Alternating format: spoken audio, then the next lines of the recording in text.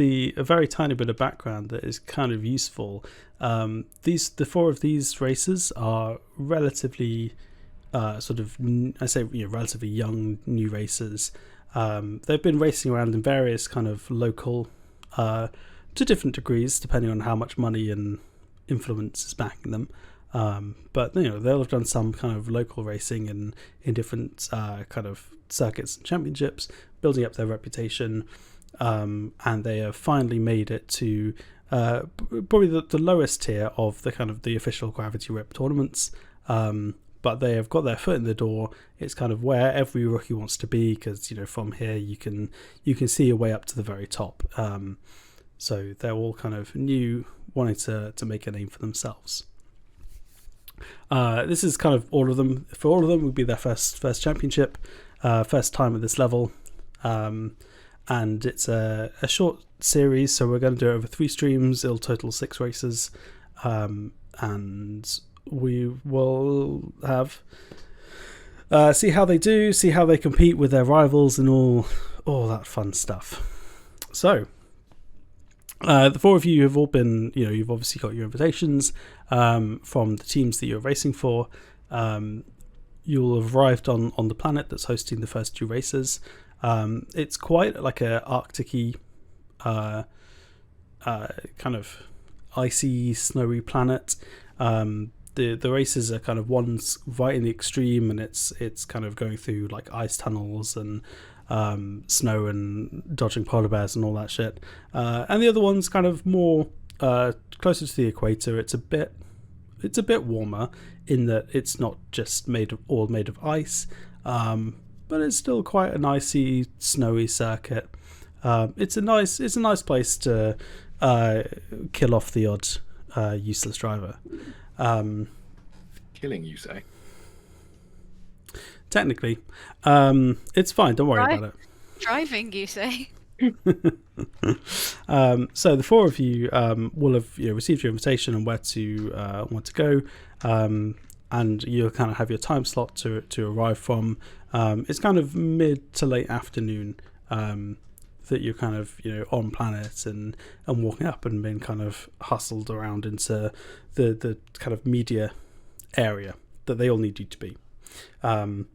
You're basically turning up for the pre tournament press conference that they have.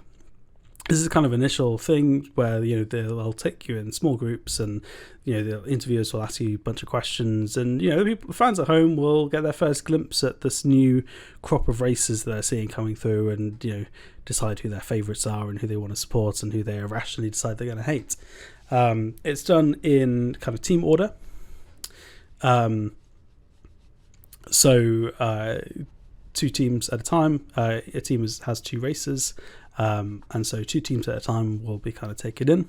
So the 4 of you basically have been kind of moved into sort of a queue, basically. Of I say a queue, like a waiting room, nice fancy seats, but you're kind of up first to go in. You have Gemini Dam and Gunter Graxton, who are representing the Orange Stallion team. And you have Lilith and Johnny 6 representing the Gold Bolts team. Both you 4 are greeted by a woman who's kind of similar proportions to a stick insect, but walking on 2 legs, and blue and kind of slightly scaly. And she's kind of there with a clipboard, and she's as you come in, she's kind of gone, oh, and who are you? Gemini, wonderful, nice to meet you, Gemini, etc. Gunter, delightful. And says, right, the 4 of you are here. We have the press ready. You're the first ones up, so you get the best viewing. Everyone kind of gets bored by the second or third of hearing the same questions. So you're the real stars, but don't tell anyone I said that. So if you'd like to come with me, and she leads you through a door into a room where there's 2 tables at the front with 2 seats each, and like jugs and glasses of water on the table, so you've all got water if you need. So obviously kind of gestures for Gemini and Gunter to sit at one table, and Lilith and Johnny 6 to sit at the other. And then behind that is basically just a bunch of rows of chairs with various alien life forms, most of which you've probably come across at some point in your life before. All of them there with like cameras, and you can see there's some video cameras kind of at the back, focusing in on you as you sat there, kind of trying to eye up all of the different races, get the folks at home a good view of what's going on, who these new races are. And yeah, so each of them, so as they kind of sit you down, you then see the blue woman kind of come up to the front and says, right, so we have our first group for you all today. Why don't we let them just quickly introduce yourself, and you kind of gestures down to Gemini, and Gemini presumably quickly introduced herself. Hi everybody, you all know me. I'm Gemini Dam. I'm so happy to be here racing for Orange Stallion. Gunter? I'm Gunter. I'm here. Wonderful. And what about for the Gold Pots team? Well, boy, howdy. I pleased to introduce myself. I'm John S6, and I'm just a humble cowfolk from the plains of Mars. I'm Lilith. Hi. Wonderful.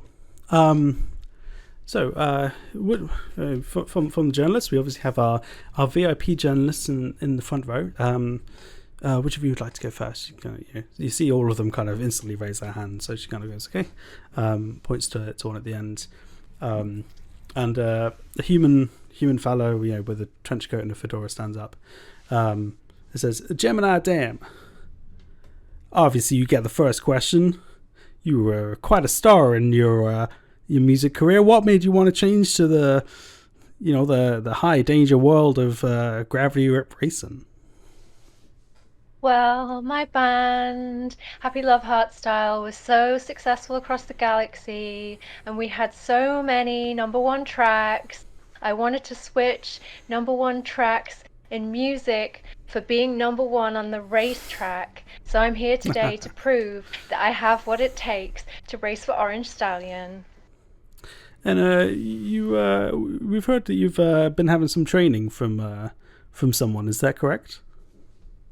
Oh yeah, I was trained by a super experienced pilot. His name is Kel Solar. He is amazing. He's so talented. He's taught me so much, and I'm so grateful to him for everything that he's done for me. Thank you so much, Kel. Everyone will probably be aware that Kel Solar is a 3 times Gravity Rip champion, and he's been racing for years, and is very well known basically as one of the best racers around. He sits down. The person next to him kind of stands up and says, well, he's kind of like a humanoid crocodile as well. Gunter the talkative. I mean, we've seen you. For those of us who enjoy some of the more local races, we've seen you, driving around throughout the galaxy. You've really made a reputation for yourself as a driver. I mean, the dedication you've shown. Where does that come from? What's your drive here to succeed?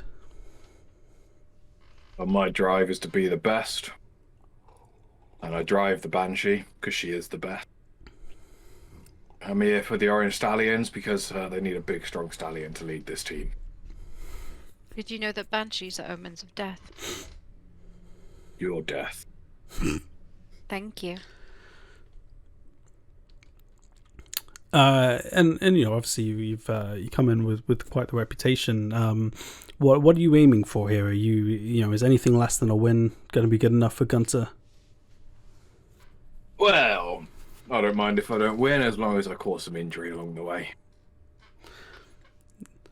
I didn't do it, but there was a kind of ripple of laughter through the journalists who are all kind of familiar with careers and backstories at this point, and well aware that Gunter is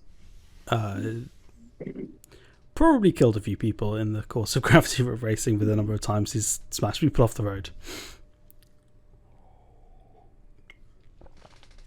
The next one, no gain.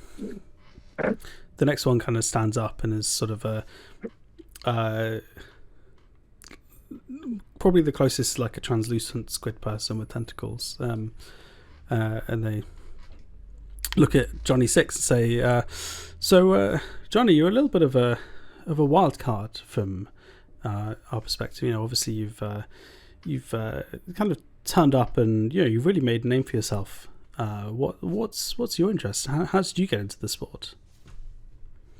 Well, hell, I was just originally I was based on, as I said, the plains of Mars, raising cattle with my pa, and then he was mysteriously murdered, and I needed to find a new line of work, what with all of our hundreds of cattle being mysteriously murdered.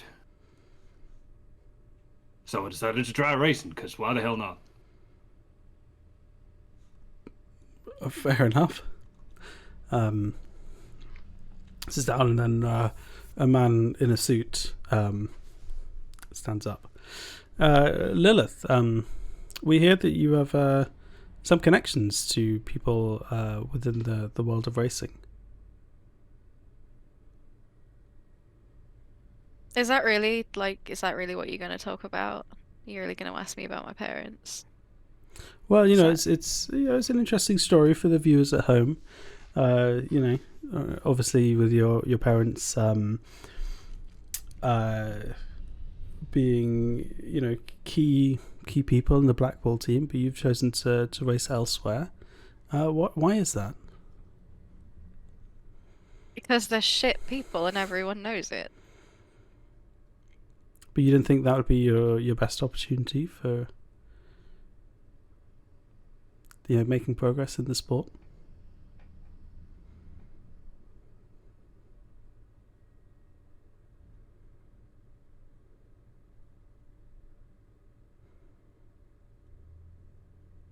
I'm trying to think of a way of saying but not saying, yeah, they wouldn't let me race on their team. How would you say that?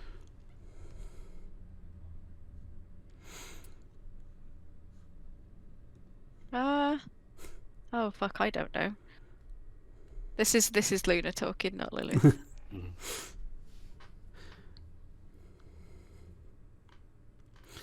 Better opportunities elsewhere. Better offer of a seat came from a different team. Yeah, that's exactly it. So is there a bit of a revenge narrative here with you against the Blackball team? Are you wanting to really stick it to them, or are you just focused on your own racing? Well, I've got nothing against the drivers, given they kind of taught me, but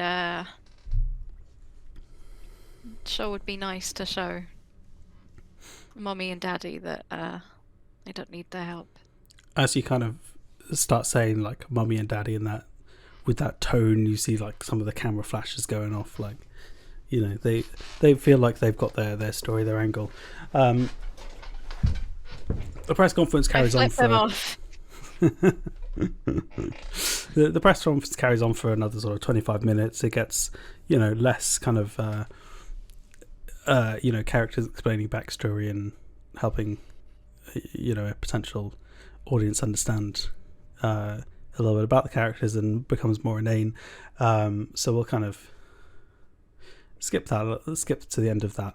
And as they end, kind of all the journalists kind of polite applause. And the person who's kind of been guiding you through, she kind of gestures you all to leave as a group of kind of robotic people kind of come up and take away the water jugs and replace them with new ones for the new people who are about to come in. It takes you out to a room outside, in which you see a couple of groups of people. One is there in their kind of orange polo shirts and black trousers, in the middle of them is coincidentally a kind of orange sort of lizardy person, about 4 feet tall, who is introduced to you as Frederic Vassalou, and Gemini and Gunter are kind of just over there as the representatives of the Orange Stallion team. And the other two are gestured over to predominantly kind of cyborgy humans for the most part, of varying levels of cyborgy and humans, all in this kind of gold overalls, except for one person in the middle who's wearing like a black suit with a white shirt and golden tie. He's introduced to you as Interduran, and we'll start with Frederic Vassalou, who kind of with his crew leads the two Gemini and Gunter into the kind of Orange Stallion briefing room. And he kind of sits everyone down, and he's seeing it's almost like pacing up and down a little bit as everyone kind of waits. All right. I know what you're all thinking. You're just thinking, oh, we're here to race some cars, run around a bit, have a nice time, right? Wrong! We're here to win.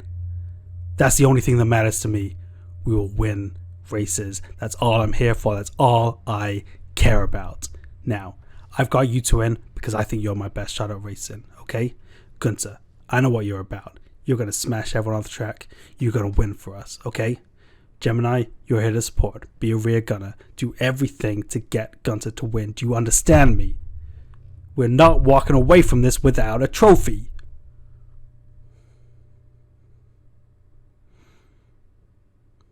Good. He walks out and is kind of taken over by a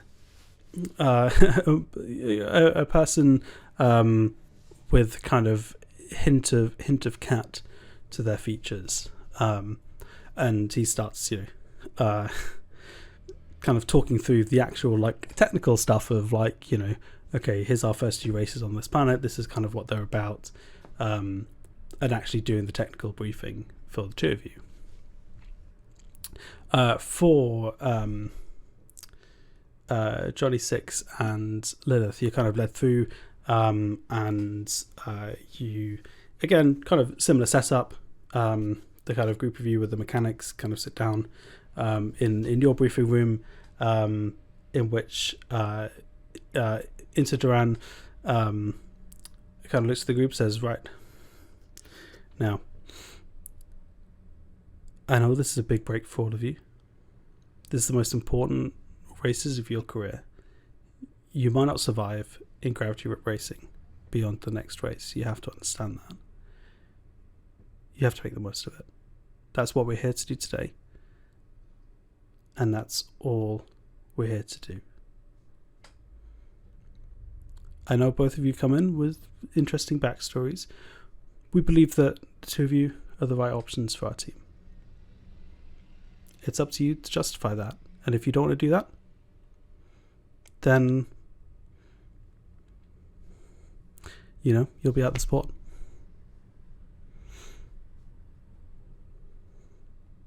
Well, thank you, Mr. Duran. Sure do appreciate the opportunity. Yeah, thanks. And Lilith, I know it was a bit of a coup for us to get you away from your parents' team. It's it gave us a little bit of a fun day in the office when you agreed to sign for us and went racing for them. Now I know they're gonna take it a little bit personal, but you got to stay professional. Just focus on the job. Don't worry about them. Their team doesn't exist. It's all about you and your race. Don't worry about them. Good. he also walks off, and then is taken over by one of the more cyborgy of the people, who similarly starts going through the whole in-depth technical briefing of, again, this is the Drax, this is what we're doing, this is our strategy, blah blah blah, all of that fun stuff. So from this point there, kind of all the briefings go on for kind of a couple of hours. You break for some food, and then you have probably a couple of hours in the evening before you kind of go to bed, and then first thing tomorrow you'll be heading over to track for the first race. In the first evening, is there anything that anyone kind of would like to do, anyone you want to go to talk to? You're basically in a big hotel for all of you, so you kind of each have your own rooms. The rooms themselves are very spacious, so you'll kind of go in, they'll have an ensuite with quite a fancy bathroom, there's a big double bed, and then there's a whole area with like seating and a TV with a separate little reading corner. There's a kind of, each of them have a bookshelf with a whole bunch of different books of varying genres. It's a little bit like they don't know what you're going to want to do in an evening, just kind of chilling in a hotel room, so they've kind of put everything there. There's like a games console with a TV, there's another TV kind of over the bed that's hooked up to every possible channel for about 3 solar systems around. There's a little like VR headset for any of those sorts of things. There's a bunch of holodisc players if you want to watch, if you want to have music on. It's all that kind of stuff. But also, like, you can obviously leave your hotel room if you want to try and wander around. Is there anything anyone wants to do? Yeah, the first thing that I am doing is, when I'm in the hotel, I am on my communication device doing a live recording of which I'm broadcasting to all my followers on Imedia, so they can all see the lovely flashy hotel, and they all get to see behind the scenes. And what I want to do is, I noticed that all the cameras were flashing when Lilith was talking, and I want to get in on that action. So I want to see if I can find Lilith so that I can get some selfies with her and get those on social, because I think that that's going to boost my profile as well. Yeah, sure. It's reasonably straightforward in the sense that if Lilith hasn't gone anywhere, then Lilith will just be in a hotel room. And you technically probably shouldn't be told, but like, it's not that hard to find someone on front desk who's a fan of yours who'll, let you know which room number is Lilith's. I make my assistant talk to them, and I just send Jeremy over to talk to them and get them to find out. And he gives them a signed photo of me for their trouble. Yeah. Jeremy returns with Lilith's room number. Well done, Jeremy, you're the best. And then I drag him upstairs to go and find Lilith. And then I get him to knock on her door. Go on, Jeremy. Come on. Lilith, you hear some knocks at your door. I'm gonna go answer the door, but there is loud music playing. There is I'm running a scaldingly hot bath. There is alcohol. It's a bit like chaotic. It's a very depression cave. Just to forewarn you. Hi. Hi. You're one of the. I assume I can see Gemini. I'm behind Jeremy. Yeah. You one of waving at the? you.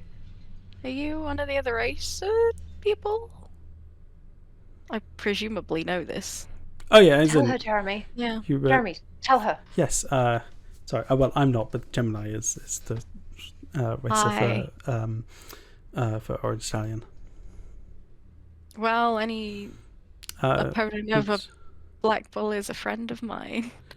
Would Oh yes, I hate Black Bull. I pipe up from behind Jeremy. Right? They suck. Gemini be allowed to come in?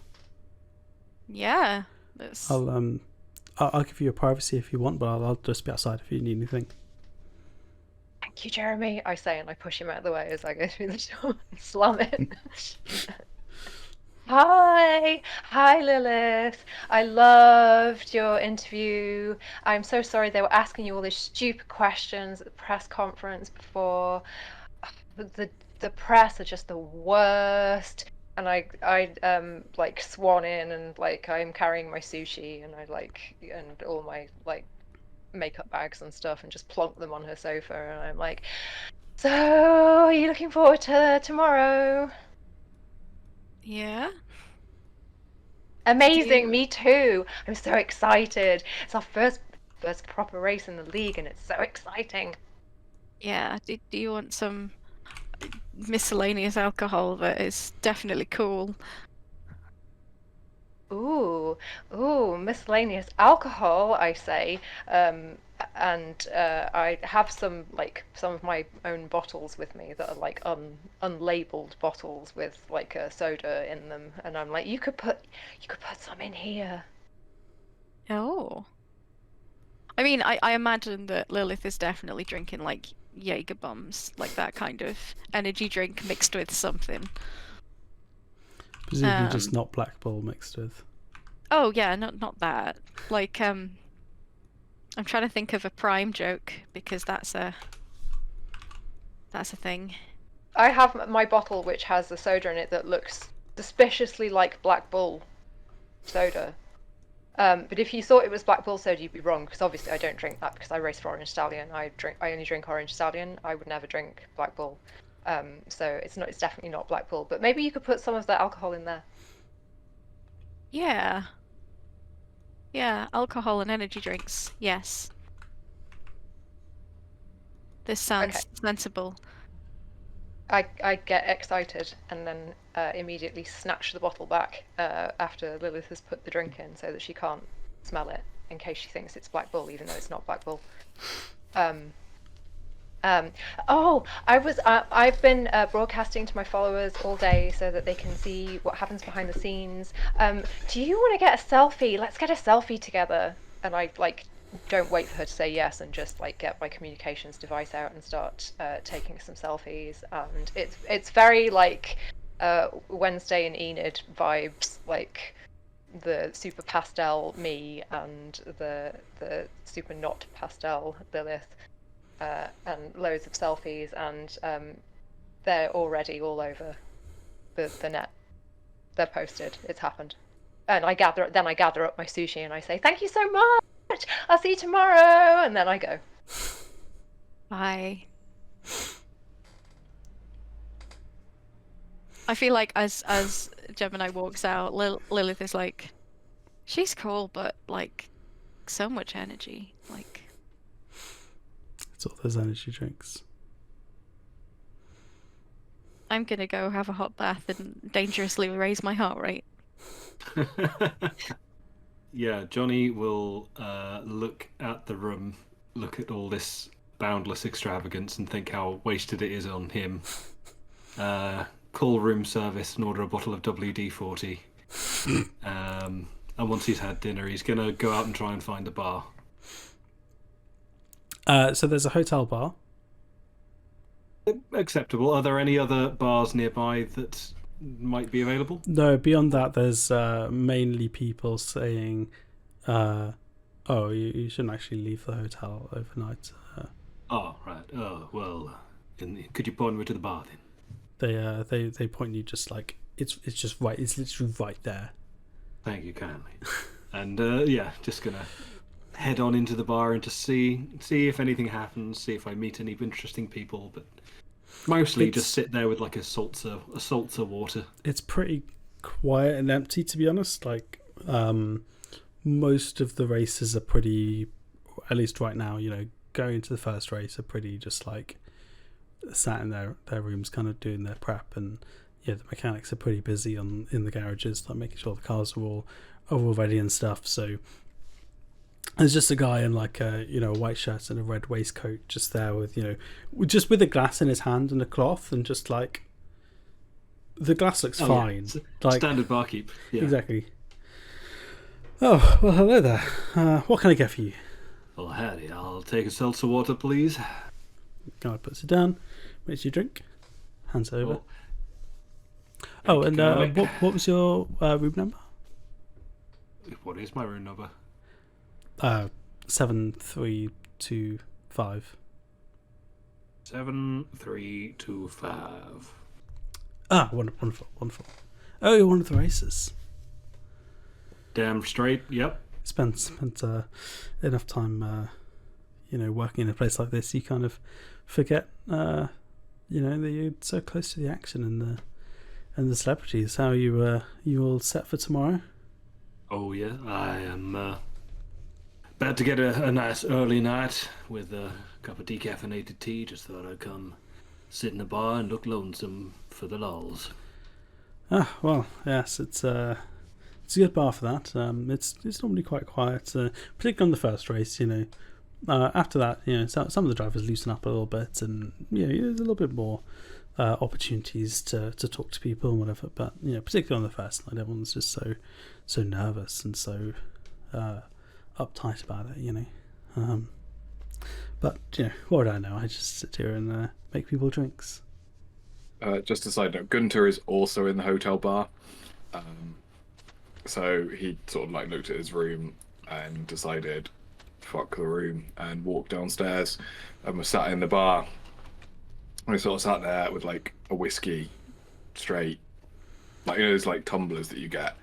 It's not like a double, it's like the whole tumbler is just whiskey. And he's just sat there and he's got a knife and he's just like throwing it into the bar and then taking it out and throwing it into the bar and taking it out in the corner. Yes, well, there's also Chatterbox over there, but well, I gave him that name ironically because he didn't actually tell me his name. That's some proper Black Bull driver behaviour. Throwing a knife into the bar. So do I look over and see? Yeah, you probably see him, or you probably would have actually heard already the sound of the knife. Nothing. Yeah. I'll ask for a whiskey and then I'll kind of like or ask for 2 whiskeys and then kind of saunter over there with one and just offer one to Gunter and says, drink. What sort of whiskey are you ordering? Because obviously this is he's already ordered reasonably high end. Okay, are you going to order the same for you as well? Mm-hmm. All right. He gets out this like jug that's unmarked and kind of pulls got 3 skulls on it. Yeah. Yeah. Seems like something my old pa used to brew back home. Yeah, thank you kindly, and just kind of head over and just put one down in front of Gunter and sip the other one myself and say, well, hey there.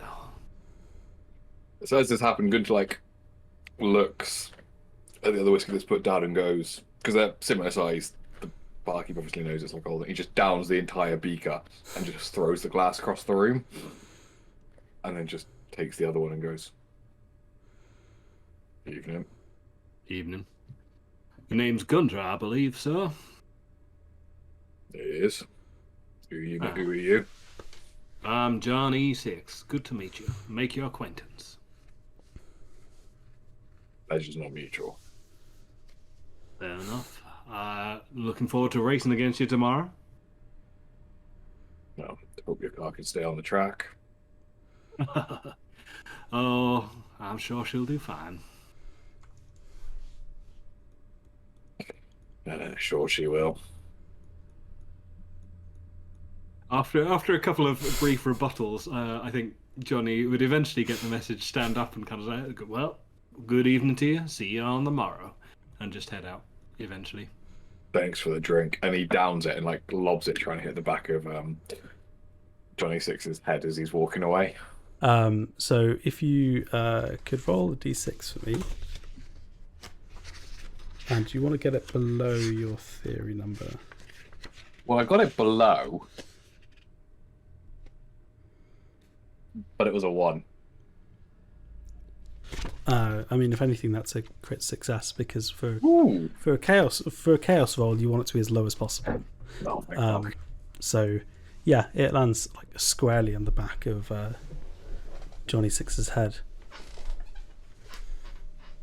I was gonna say, I'm guessing I don't have any opportunity to like catch it or anything.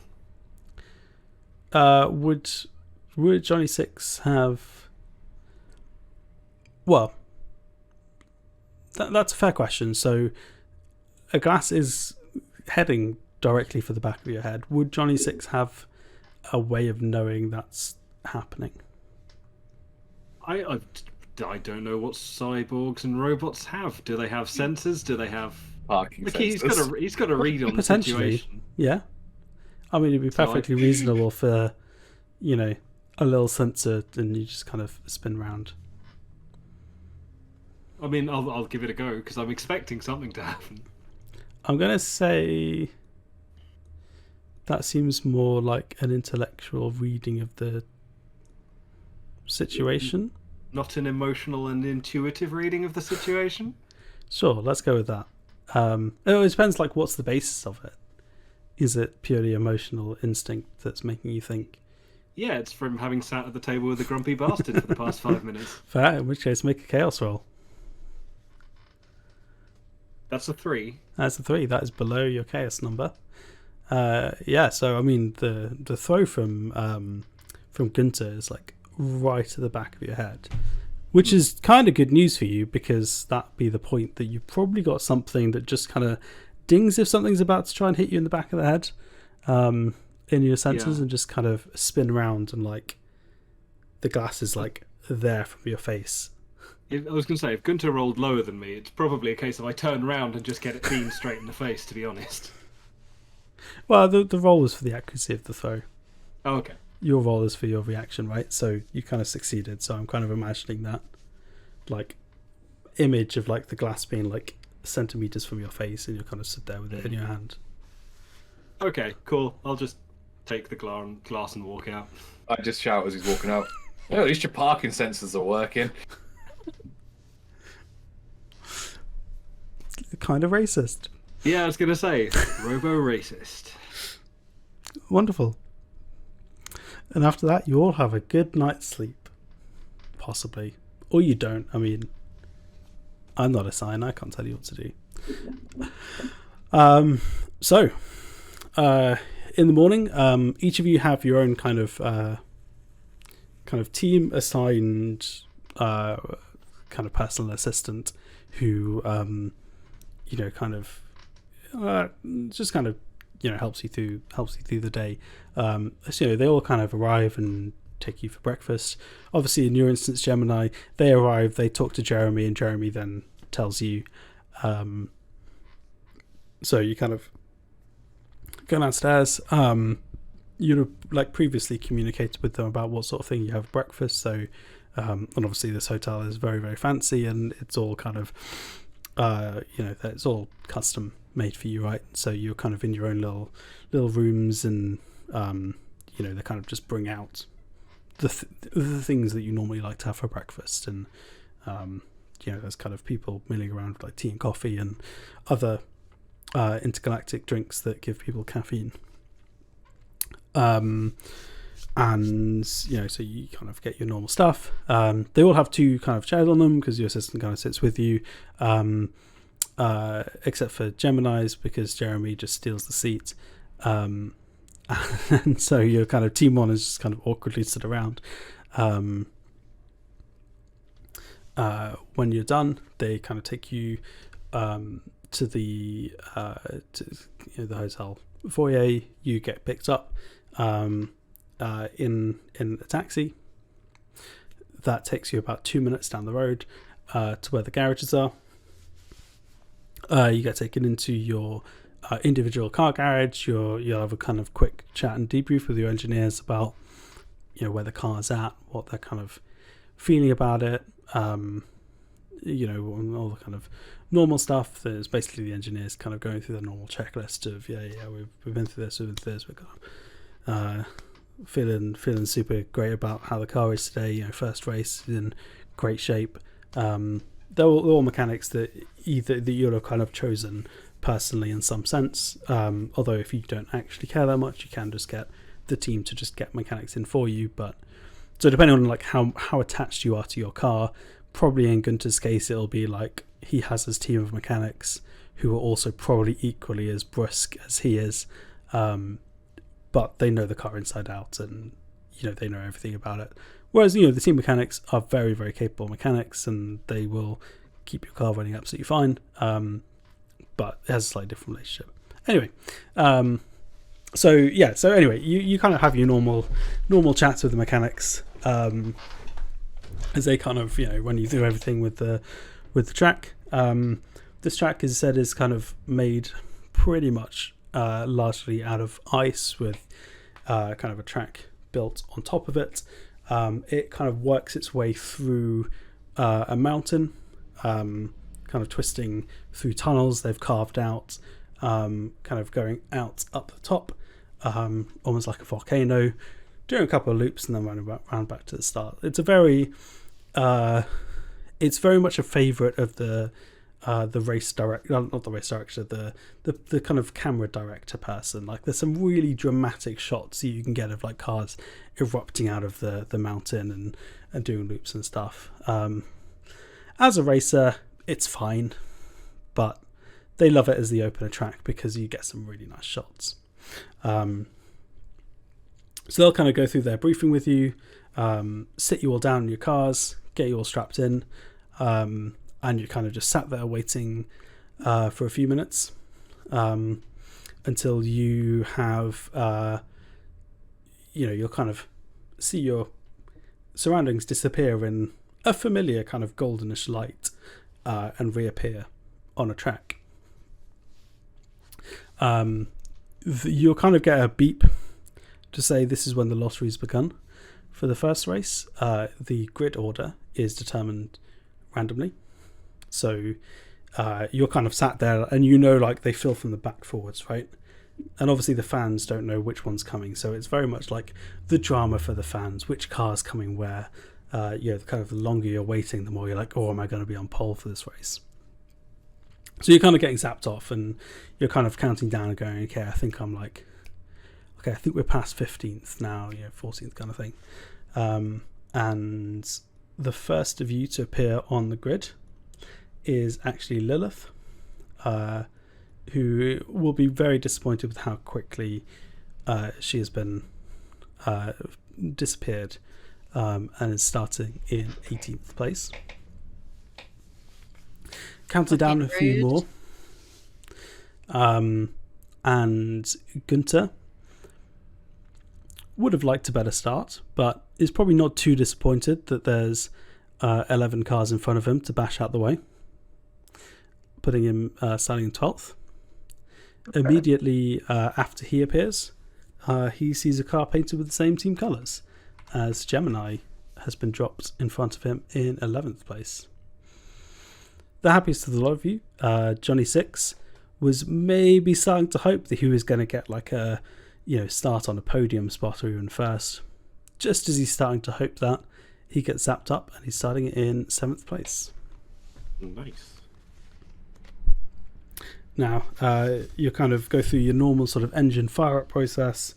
You start to hear all the noise of obviously these massive cars essentially have quite spectacular engines which make a lot of noise, and as you kind of go through your fire-up, you're hearing your engine as well as everyone else's, and it's just kind of a roar of engine startup noises. Sorry, my brain just went. That's a chainsaw. Or a Harley Davidson, if you watch the South Park. We're not driving Harley Davidsons. You're right, I stand corrected. It was a silly thought. Right. And as you sat there, the lights at the front, there's kind of 5 kind of bright kind of white lights that light up one by one, and then the lights kind of go out, and it's your cue to slam on the accelerator and see how far up the field we can get. We will be starting with. I'm taking my hat off while we're racing. Yeah, you should have a racing hat on instead. Do people who are robotic have like the racing hats? Or Yeah, we have our own custom protection. To be fair, I am just like almost like a brain in a jar, but with like a metal casing. do you have like googly eyes stuck on the front of the jar? I mean, it would be a crime not to. Oh my god.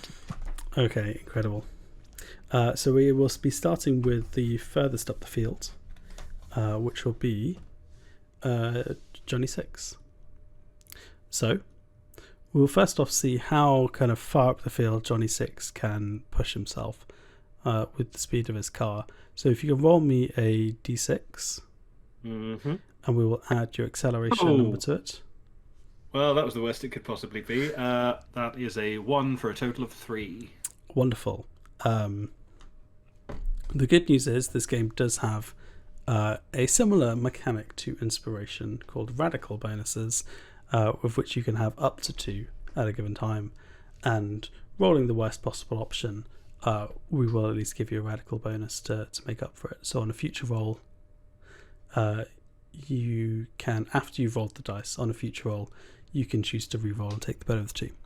But for this lap, you've rolled a 3.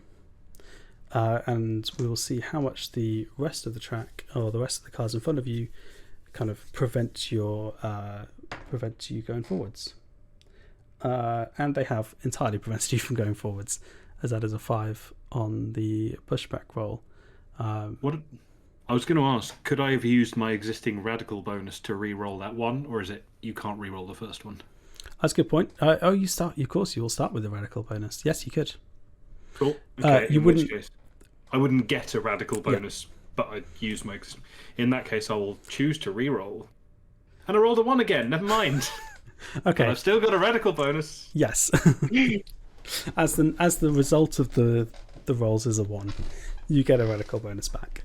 The pushback in the field is a 5. The drivers in front of you are not having any of your tricks. You're kind of there in the middle of the pack, and you got someone right behind you. You're kind of like trying to fend them off and trying to get an opportunity. And the moment you think, "Oh, the car in front of me is taking a bit of a wide line," the car behind you is like trying to get out the inside, and you're just like kind of jostling around in this pack, all trying to like push themselves up the points.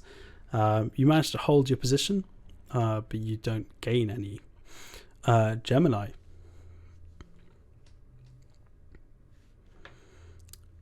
Hello. Please roll me a d6 and add your acceleration modifier. Okay. I rolled a 6. Plus 1 is 7. And the overall pushback from the field is a 2. Okay, so this is the point you have a slight option. So you rolled a total of 7. Mm-hmm. The pushback roll is a 2. So you can go up 5 places for free. The remaining 2 places that you could potentially gain from your initial roll would cost you 1 integrity, as you kind of have some pushback from the cars in front, and you kind of sacrifice a little bit of your car's bodywork to kind of force your way through. So you have basically 3 options. You can either go 5 and lose no car integrity, you can go 6 and lose 1, or 7 and lose 2. Okay. I am going to I'll move up 5 and not sacrifice the integrity, because I just made Jeremy paint all of these hearts and sparkles onto the ship, and I don't want it to get ruined, so I'm just going to move up 5. Wonderful. Gunter. Ooh, Gunter's coming in hard. See what he rolls. Just rolls? Touch that. A 3. A 3, and your acceleration is 0, isn't it? Yeah, so I So a total of 3. Pushback on that is 3. So similar to the above. You're doing a great job of keeping your car very wide, and after a pretty poor start, your car doesn't accelerate particularly well. You keep your car wide, and you're like bashing people trying to, the pack trying to fly past you. Doing a really good job of keeping them behind you. But you'll be it'll sting a little bit to see Gemini just like fly off the start and like shooting through the field. And you're just like scrapping to try and keep your position. And Lilith. Okay, I am going to have to digitally roll a d6 because I actually don't have any dice in front of me. I'm sorry. That's fine.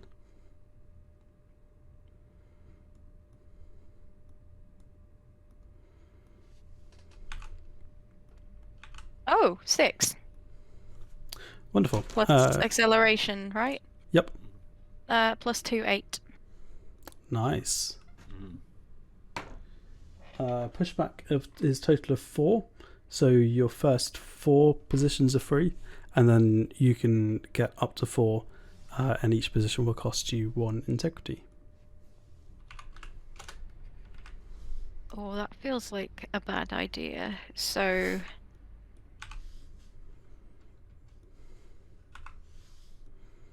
how many can I do without sacrificing integrity? 4. Yeah, that's what I want to do, I think, right now. Cool. So, Oh.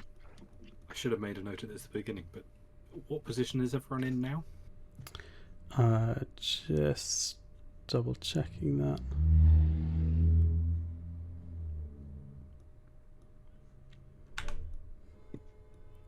Right. So at the end of what is called the Helicam phase, we see kind of a high level how everyone's laps went. And yeah, we saw Lilith, good start. Pick off a couple who are kind of busy scrapping against each other for position, slowing each other down. They think that they've, one of them, the one that's kind of trying to overtake, thinks they've done a great job, and until they see Lilith just like fly past the two of them. That has left Gemini in 6th place. Because of Gemini's start, Johnny 6 has lost a place down to 8th. Gunter has stayed in 12th, and then just behind is Lilith in 14th.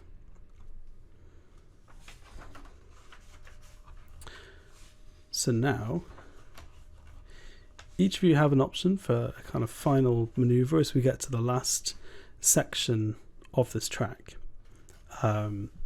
You've got 3 options. You kind of find yourself competing with a couple of cars around you. You've got an option to try and overtake the car in front. You've got an option to just try and slam into a competitor and do a lot of damage to them. You've got an option to just kind of block and hold your position. So again, starting from the front,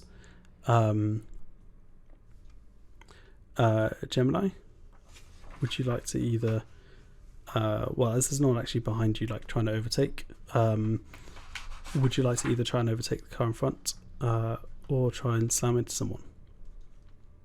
I am going to try to overtake the car in front. Wonderful. You find yourself racing up against a racer from the Hyenas team called Carnarex. He reasonably weighty car. So you roll a d6 and add your acceleration. And he's going to roll his d6, and that is weight. I got a total of 5. He got a total of 6. No, he's a bad. Yeah, My paintwork. No. You as you kind of come out of the volcano, the mountain up into the loops. It's one of those, you feel like you got a little bit of a run on him, and you manage to, as you get into like the last corner, you kind of get side by side, and he's kind of defended to the inside. you've kind of taken a chance. You're going to go around the outside of him, and he just kind of blocks you off, pushes you kind of into the wall as you kind of just about kind of bail out of the overtake. Can you roll a d6 plus your weight modifier? It 4 in total. Okay. So from that, you'll lose 2 integrity as he kind of squeezes you out against the wall.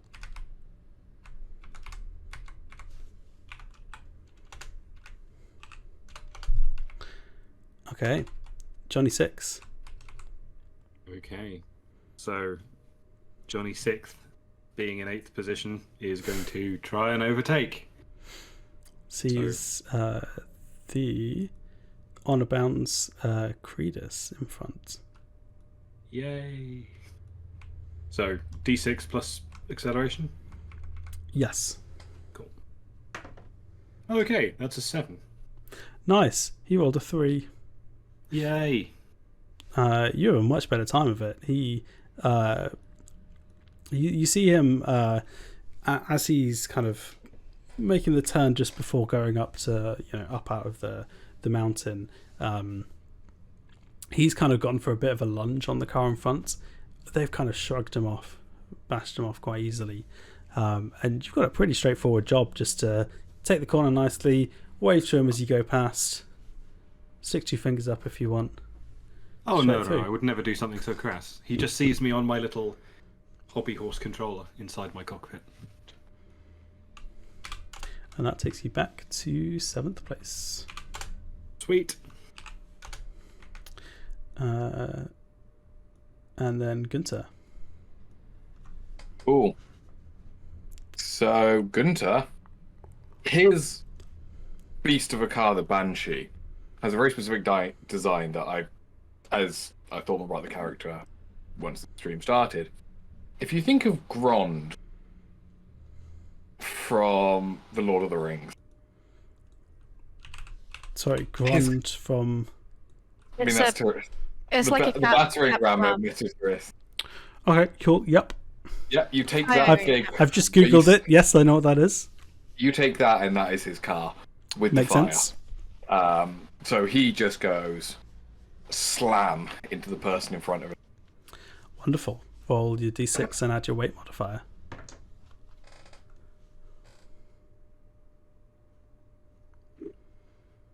So that In front of is you. a 6 plus a 2 for an 8. So that is Smog Prime in front of you from Wally Arms. Did you say they were called Smug Prime? Smog. Not very, very smug now. Smog Prime. He almost. He knows what you're about, and so you kind of line it up that it's kind of a low speed corner. You kind of come out the loops as a low speed corner, heavy braking zone. He kind of knows what you're about. He tries to cover it off. You're pretty pissed off about it. About having not really gone anywhere in the first lap and seeing your teammate. So he kind of expects that there's a level that you're going to go to and then kind of not risk compromising your kind of line through the corner. You have no such qualms, and just smash into him. Your braking for that corner is basically going into the back of him.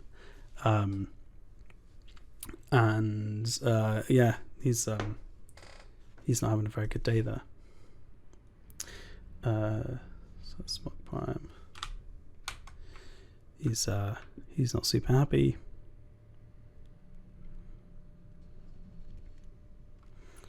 And then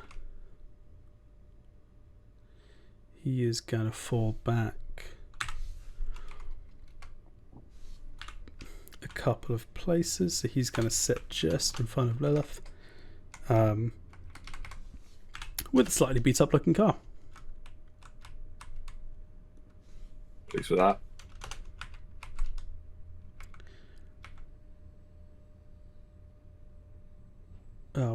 position am I missing? Of course, you'd have gained that place. There we go. That's why.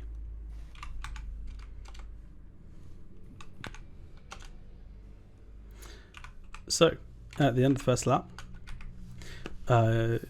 Johnny 6 has started in 7th and ended the lap in 7th place.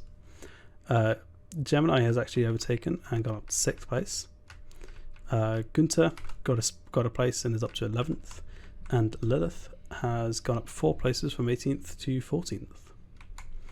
And that is the end of lap 1. Silly question. Does Lilith not get a opportunity to overtake? Or That's a very good point. My bad. Lilith, would you like to try and overtake the car in front or go for a slam on anyone? I would like to try and overtake. Wonderful. Roll the d6 plus your acceleration. He's having a bad day, and I do like to kick a man while he's down. Oh yeah, you've just seen Smog Prime off the back of his encounter with Gunter. Yes, of course. What did you roll? Well, that could have gone better. I got a 1. Plus something? Plus your acceleration?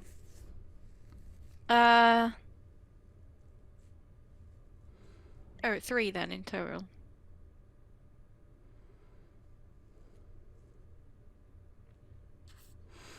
Okay, he actually matches your roll.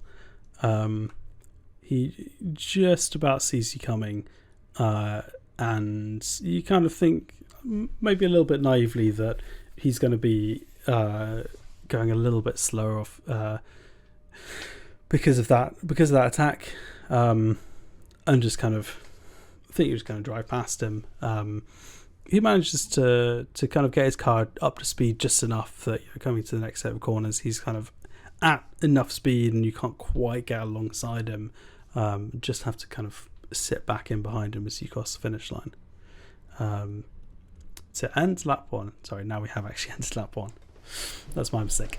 Okay, so let's run through this. Helicopter phase. In fact, if everyone just roll your d6 and add your acceleration, and we'll run through it in order. And Gemini is currently the leader of the 4 of you, so Gemini will go first. We rolled another 6, so it's a total of 7. The total pushback is 5, so you get 2 places for free, and then every place beyond that will cost you 1 integrity.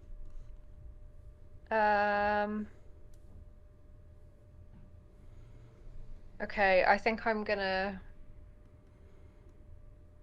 stick with the free places. The 2 free ones makes sense. Mm-hmm. Puts you up into 4th, just tantalizingly outside the podium places. Cool. Johnny 6. I think you're muted in some way. So I am. I rolled a 7. Wonderful. The total pushback was a 6 because apparently the dice hate you today.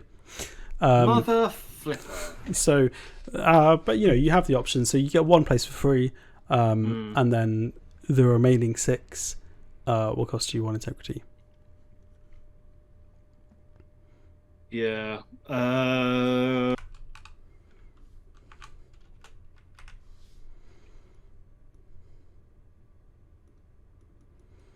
Yeah, I'll take the free place for now. Cool. Gunter? What did I roll? I rolled a 5. Wonderful. The pushback roll was again a 6. Oh. The dice are really not liking some of you today. Lilith? I also rolled a 5. Well, that was a 5. Sorry, I'm rolling way too well with these dice. I mean, I'm doing what the guy said he wanted us to do, just vibe, innit? Yeah. Fair. That's what he said. We have to win. We just have to live. I don't want to live. That's you, 8 Johnny 6. You won't live when I get there. Are they saying this? Are they saying this over comms? You can only talk to your team and your teammate over Why comms. is it group comms for abuse while driving? If at some point you want to, there could be ways for you to sneak a radio into a competitor's car if you wanted to talk at them whilst they were racing. Say just a little ham radio in each of them. Unfortunately, not enough opportunity before the first race, but there'd be the opportunities before subsequent races if that's something you want to do. We have to resort to hand gestures out the window, I imagine. Yes, for now, it's hand gestures out the window. The only hand gesture I make is this, so you know. That conveys Gunter- all meaning. For Gunter, it's a good ram from behind to show you how he feels. Wonderful. So Gemini, maneuvers. What would you like to do? You can just hold station. You can try and overtake. You can try and slam someone.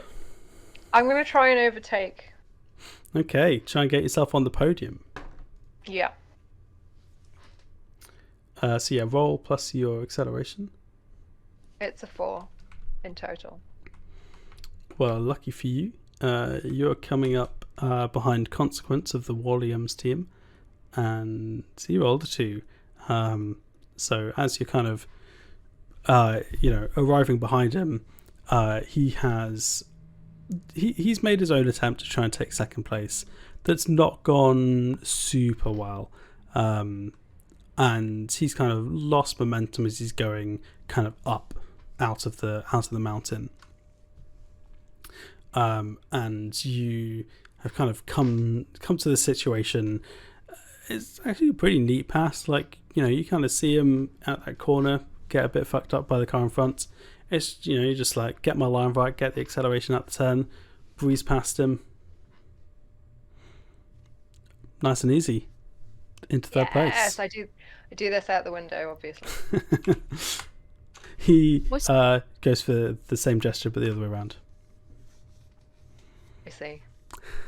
He's doing it wrong. Was he I don't called know if he knows he's doing it wrong. Was he called Consequence? Yes. That's like calling your kid, I didn't want you in it. That's why he has so much to prove in racing. 26. A kindred spirit. Yep, overtaken. Alright, roll d6 plus accelerator. Okay, I've rolled another 1, but I'm going to use one of my thingies to reroll. Makes sense. Oh, hang on, I've only got 1, I think. So I'm going to... So you got, 1 radical bonus. I've got 1 left. No, I haven't got any left. I'm using this. Yep. There we go. Hey, and that's a 6. So that's a total of 8. Wonderful. Yeah, 8. You're, where are you? You're behind Night Owl. Actually, something's in the wrong place. It's fine. You're behind Night Owl, who... Cool. You're behind Night Owl of the Black Bull team, although you actually don't give a shit about Black Bull. Fuck him up, Johnny. Fuck him up. And I mean, you've had probably one of the easiest overtakes of your career, to be honest. Like, he has just been looking angrily at Lilith, not Lilith, sorry, Gemini, streaking past him. And he's kind of like eyes forward. He's not really checking his mirrors, so you get a nice run out of a corner on him, and you just kind of see him take his normal racing line out wide, and you just like, right, well, on the brakes into the corner, job done. Thanks very much for the position, Night Owl. Yeah, should have woken up or something. I don't know. You could go for a run like that out the window if you wanted. Am I in 6th? No, I'm... You're now in 5th. 5th. Lovely. Gunter. I'm just going to slam the one in front again. Going to keep slamming my way through the pack. Cool. So that is a 6. Again, plus the 2, so an 8. What's his weight modifier? So that's the I'm- beatific heaven. I'm using my 10 dice and lining them up in the order with what they rolled, so I know which one's my 6 is. Oh, he's It's not like got a card made for slamming at all. Yeah, he's yeah. You kind of line him up. You know where you're going for going forward with this. He's trying to take a normal line. Like he can kind of see you in the mirrors, but he's like, if I get the exit right, I can kind of put some space between me and this guy behind. And you're watching it, and you're pretty comfortable with I'm just going to aim halfway through the corner and break at the last second. And he's off into the wall, and I'm carrying on. Brake? I don't need brakes, I got the car in front. So you'll go up position 10th now, I think. up to 10th in the points, and he has lost position.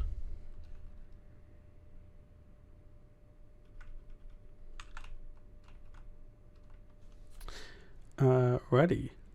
And then Lilith, what would you like to do? I would like to try and overtake again. Alrighty.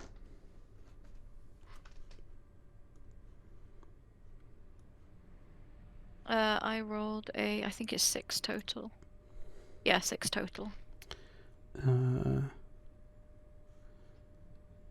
is against particle gun. Bit of a knob. Of the hyena's team. Yep, you made it past him. He's a racer that can be a little bit kind of arrogant in his abilities. So again, he's kind of just like, I'm just going to overtake the car in front, and he goes for a bit of a lunge, and to be honest, kind of misjudges it. And you kind of arrive on the scene.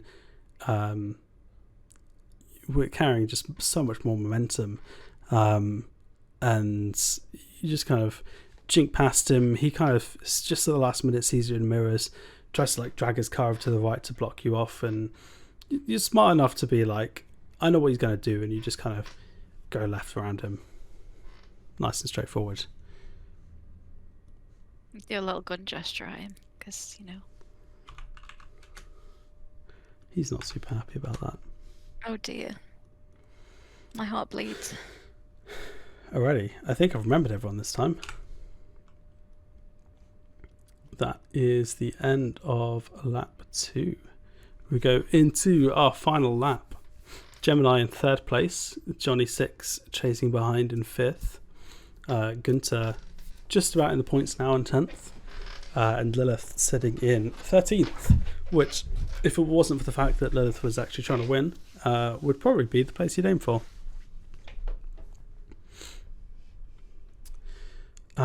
So Lilith makes a gesture at the universe as a whole just because she feels compelled to in this moment. Alrighty. So again, Helicam phase, roll d6, add your acceleration modifier, and we will start with nummy. Okay, come on, dice. Not so good this time. It's a 4 in total. Total pushback is 3. The podium places ahead are not going to be easy for you to get. However, that does mean you get 1 for free. Yes. And then that would put you in 2nd place. The last place would cost you 1 integrity. But you could put yourself in 1st. I would like to put myself in 1st. It's got to be done. And integrity.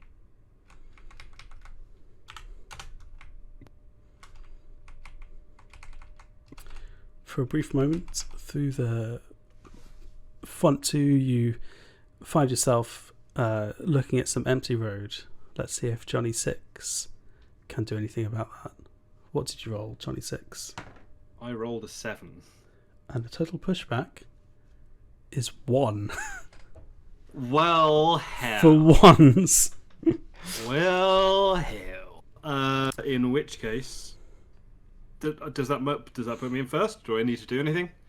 Yep, so the order that things happen in is basically the last thing kind of gets pushed forward. So Gemini has kind of hard fought her way through second and through first and second, and just come out of the corner as she's kind of taken both of them, looking at clean road in front before Johnny 6 kind of arrives at, you know, this kind of mess of them kind of fighting each other and just sweeps past and finds himself in first place. I thought you were singing the Teletubbies for a second there. Was that the A team? I can't remember. It just always sounds vaguely westerny to me. Well, probably Okay. it was the A team. Yeah, it was the A team. Yeah. Okay. Cool. I'll still take it. I would consider that West. One of them wore a cowboy hat. It's fine. I guess I've never seen the A team. All right, Gunter. So I've rolled a 4, but I want to use my radical bonus to see if I can Makes this sense. up. For another 4. Fair enough. Total pushback was 2, so you get 2 places for free, and then the remaining 2 would cost you 1 in integrity. I'm taking those remaining 2. Cool, so that'll take you up 4 places in total, right? Yeah. So that means I take 2 damage. 2 damage, yep. But your car's pretty good with dealing with Yeah, that. I'm not too worried about that. It's just a bit of a minor scratch. Yep. And Lilith. I rolled a 6, so I have 8 in total. Wonderful. Pushback was a 4, so first 4 are free, and then remaining 4 cost you 1 integrity each.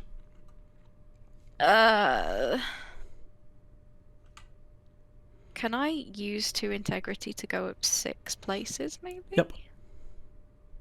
That is indeed a thing you can do. Why are you not letting me? Oh, because that's my max integrity. Okay. Sorry, I was just being an idiot.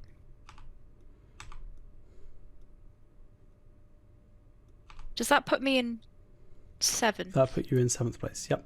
Yeah.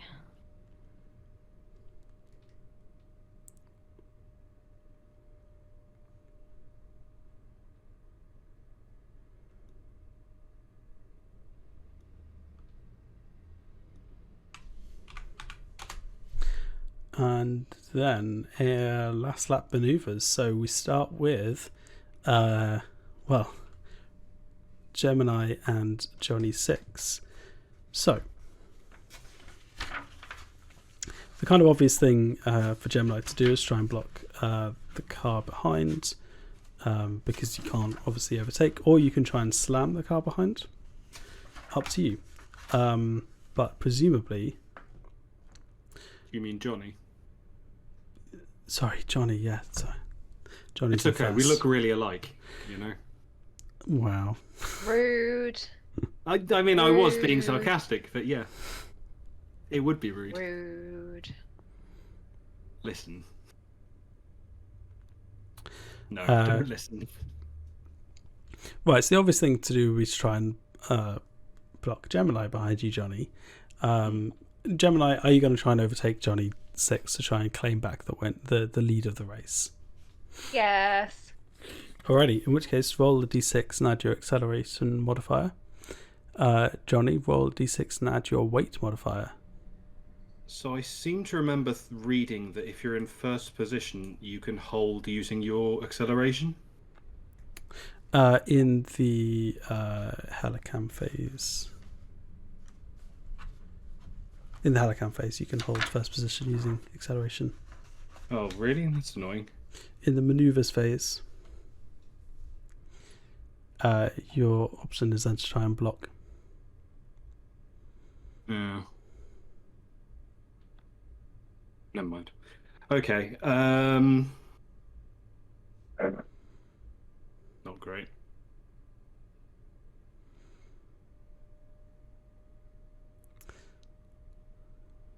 What do we get? I got 3.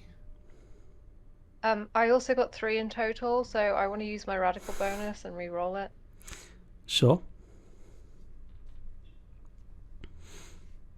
That is a 5 plus 1 is 6. Oh, Johnny 6, feeling pretty good, having just got themselves some clean air. But you know it's not going to last very long. You're close to the end of the final race, the final lap, and Gemini's right behind. You kind of see the opportunity. You know where it is. You can see Gemini trying to sneak down the inside. You kind of slightly late, make quite a last minute move to defend, to try and push her into the wall. She moves to the outside, and you kind of just slightly overshoot it on the brakes, and she just sneaks past with just a couple of corners left to go, and just steals first place away from you. Damn it.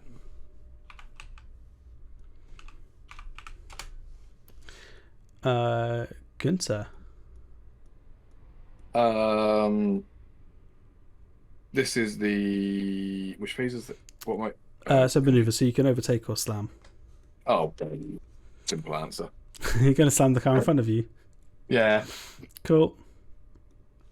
That is actually 5th place consequence. Which is a 4 plus 2, so a 6. And they rolled a 3 plus 1, which is a 4. So they're at the wall. Gunther's just like driving along laughing. Doesn't actually care about his position right now. And they will, as a result of kind of being slammed into the wall, they kind of can't quite recover in time to hold off the next couple of drivers to go through, which means Lilith, you move up to 6th as well as a result of that. Nice.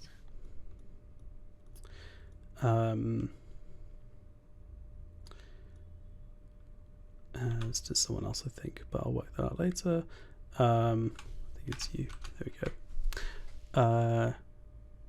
Yeah. And then what does that leave? That leaves Lilith with an option to try and overtake or slam someone. The car in front of you is Gunther. I would like to just try and overtake. Wonderful. Roll your acceleration. Gunther, roll plus weight. 5 plus 2, 7. Well, I'm rolling plus weight, am I? Mm-hmm. I'm on lucky dice. Nope, that is a 1 plus 2. All right. You at least get a radical bonus back. I use it straight away.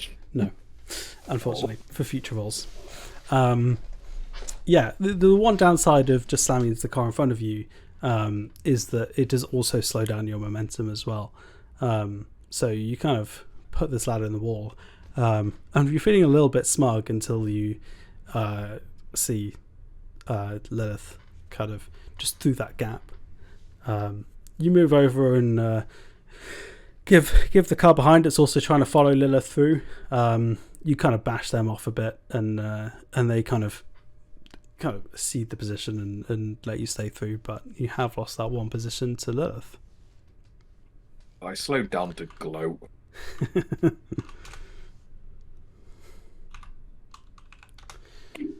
Alrighty, and that is the end of the first race.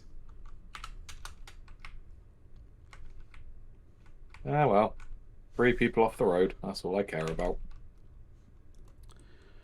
Which means we have a maiden race win for Popstar turned Racer. Yeah, which I don't think anyone was number one again. Number one again. was expecting. Johnny 6, a little bit unlucky, had a strong race, finishes 2nd place on the podium. Running out the podium is actually Nina from the New Sun Association team. You will get, a bottle of champagne wave it around and spray it everywhere, etc., etc. Except it's not actually champagne; it's just sparkling wine because the Champagne region is a very, very long way from here. It's just too expensive. It's like to export from Champagne is just too expensive. It's actually champagne too. It's probably underwater at this Champagne to Boogaloo.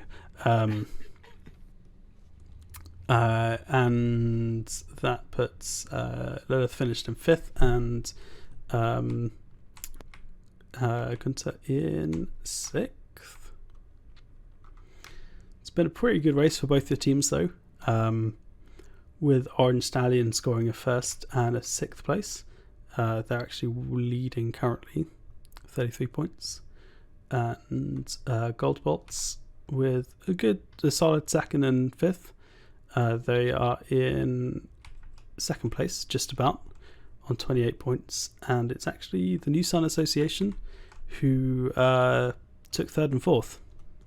So it's really just the 3 teams taking the top 6, put themselves into 3rd place, 1 point behind. Now,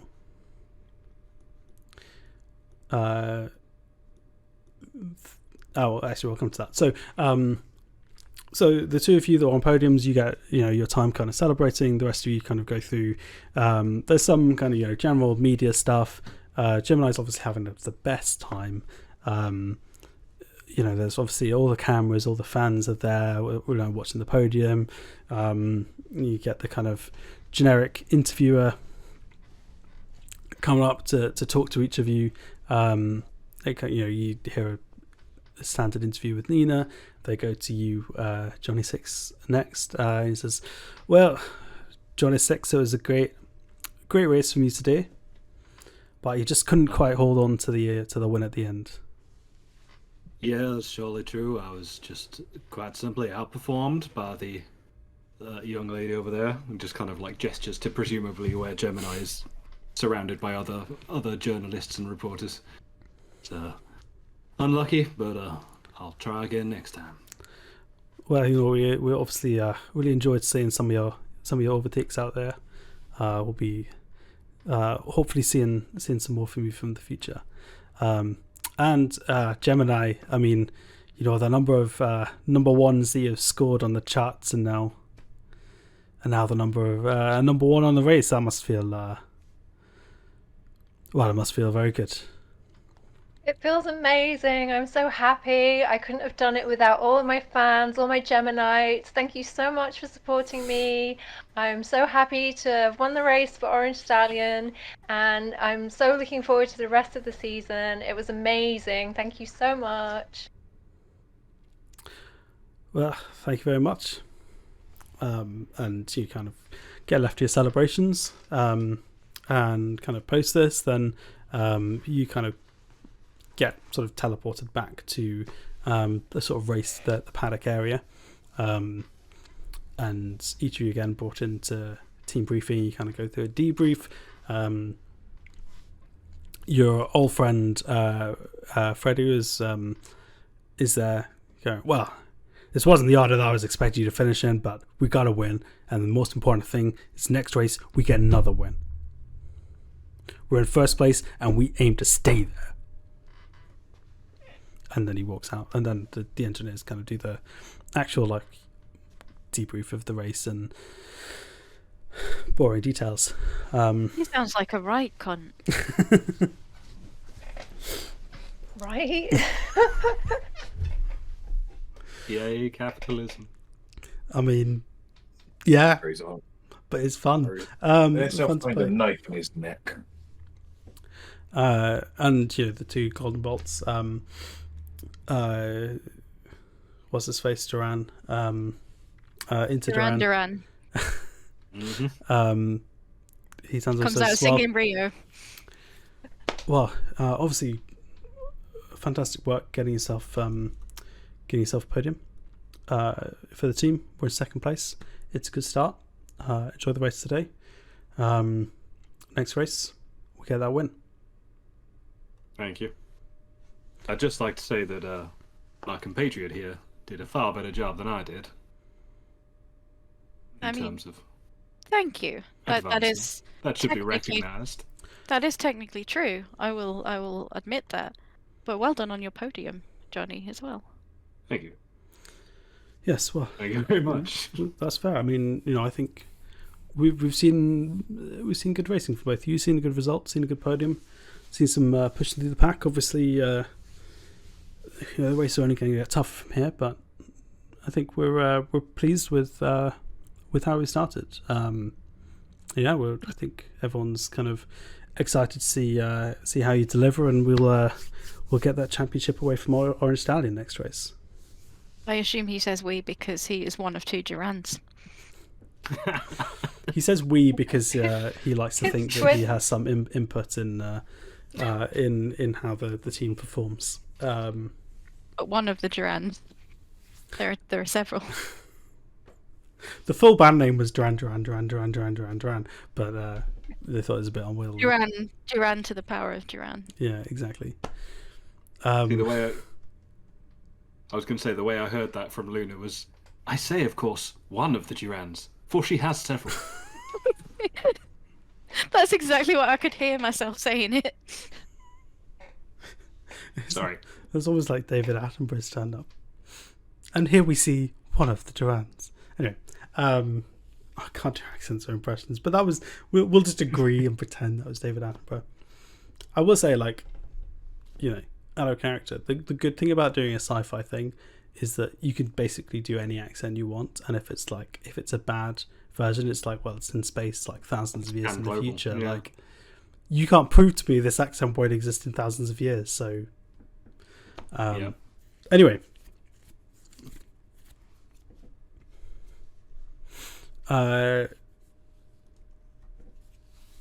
So kind of after that, you're kind of they kind of have a, after the first race, mandatory team dinner, in which you kind of, and the engineers and some of the staff from the team, they obviously have a kind of prepared meal that they bring in.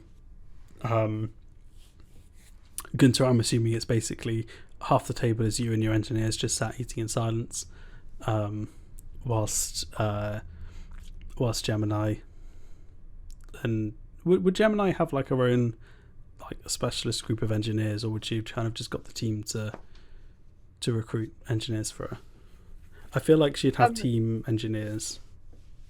She would definitely have team engineers, because the people that she has recruited are somebody who is spray painting the cute designs on her craft, and also she has like a personal chef and a makeup artist. Yep, makes sense. And Jeremy, obviously. So yeah, I'm imagining the Orange Stallion team dinner is like Gunter's half, and it's just him and like his core group of trust engineers just eating in silence. That's what they do. Like there's literally no conversation.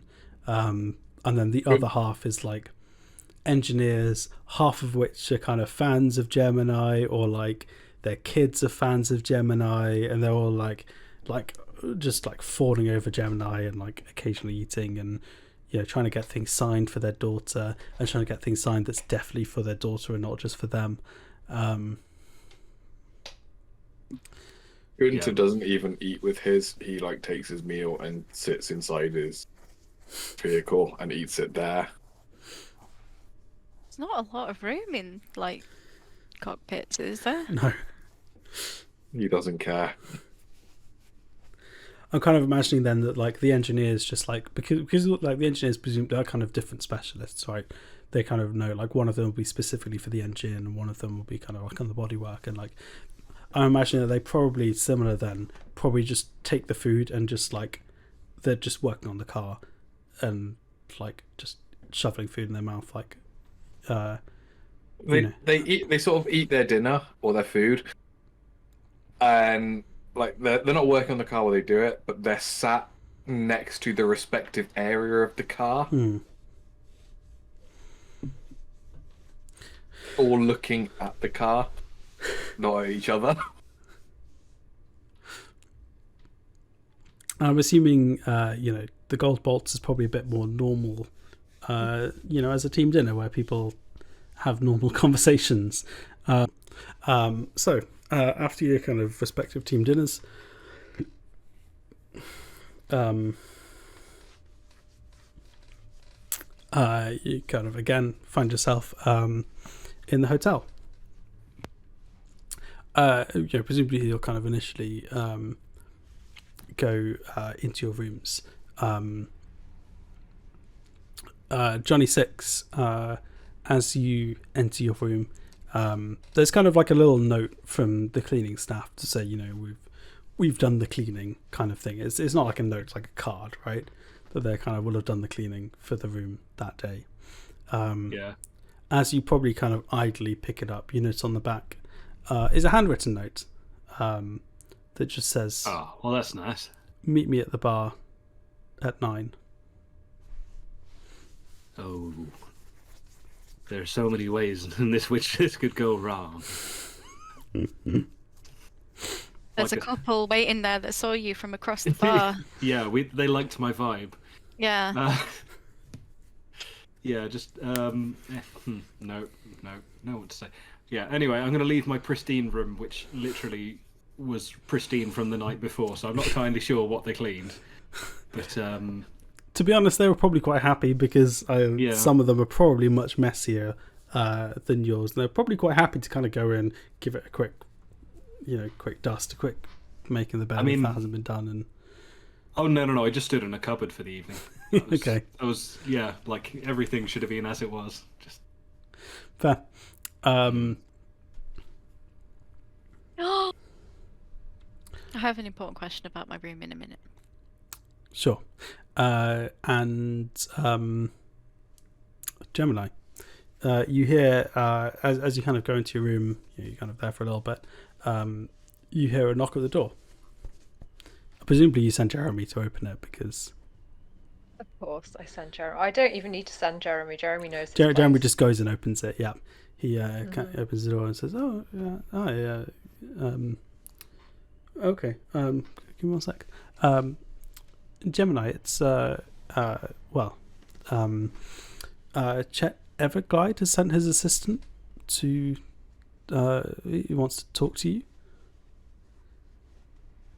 Can he not talk to you, Jeremy? Can he not talk to me? No, apparently it's a private thing between the two of you. Okay, fine. Jeremy, could you go into the bathroom and sort out all of my skincare products, please? Put them in the order that I'd like to use them. And keep the door closed. Thank you. Sure. He goes, the skincare products are already in that order. So he's just sat in the bathroom like on his phone or whatever. So turn the tap on to cover the sounds. Yeah, like it's just like not really doing anything in particular. He's not allowed to use my toilet. He knows that. Yeah. There's one down the hall for him. To be fair, he probably actually has his own room. Yeah. Because he's not actually going to sleep in your room, right? And the team probably negotiated up front that you would get a second room for Jeremy, but because of the sort of hotel it is, they're kind of used to this. So like you've got the 2 rooms, right? You've got because each floor has only got like 4 actual rooms on it, because the rooms are quite large, right? But actually between the rooms there's just like there's a couple of little like tiny rooms that are basically like a bed and a wardrobe for assistants to sleep in. They have like an adjoining door into the main room. Wow. Yeah. There's like it can be locked from the inside, right? So like, if you want your privacy, you can just lock the door. I can lock the door and I can just barge into his room, but he can't. Yeah, exactly. He can't barge into mine. You can summon him whenever you want. You get the idea. Yes, Lilith, you'll also hear a knock at your door. Okay, Lilith is experimenting to see if she can get under the bed, but she will crawl out from under the bed to answer the door. Well, I mean, yeah. So obviously, if there's the one of those like peepholes you can see through. that you can see who's there, and it's this kind of youngish man dressed in like all black, black hair, a bit of black makeup. That's kind of stood outside. Hi. So Johnny Six, did you take up the invitation from the notes? Yeah, I would have headed downstairs. Wonderful.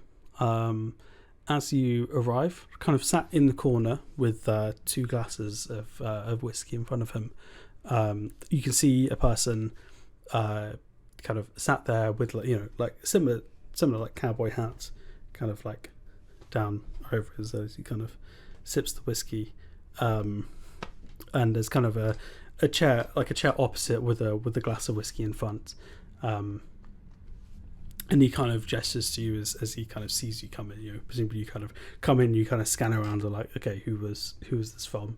And he kind of sees you and invites you to take a seat. Well, howdy, friend. I'll take a seat. Well, it's real good to meet you, Johnny Six. Love to say the same, but don't have the pleasure of knowing who you are. In time you'll know who I am.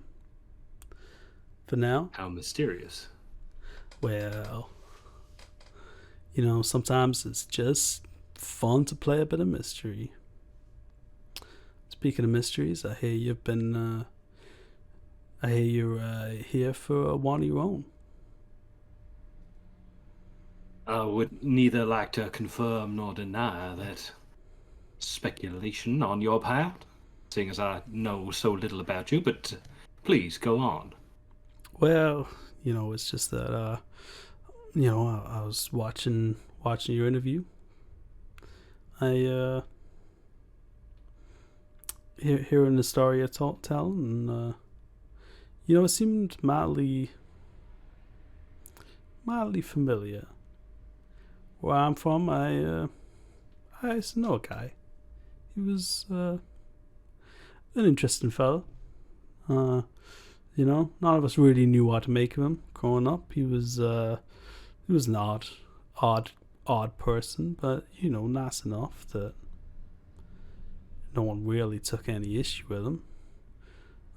He liked to experiment with things. He liked his robotics and electrotronics and whatever. None of us really ever understood it, but we went our own ways. I got into my crowd, and I heard about this guy was disappeared with his cow that he was looking after, and didn't think much more would come of it, but I think you might have some interest in finding out about it as well. That may or may not be. I'm sure intrigued as to how you might connect me to such a thing, but do go on. Do you have more to tell me, or are you? Well, my associates have some connections in this world, shall we say.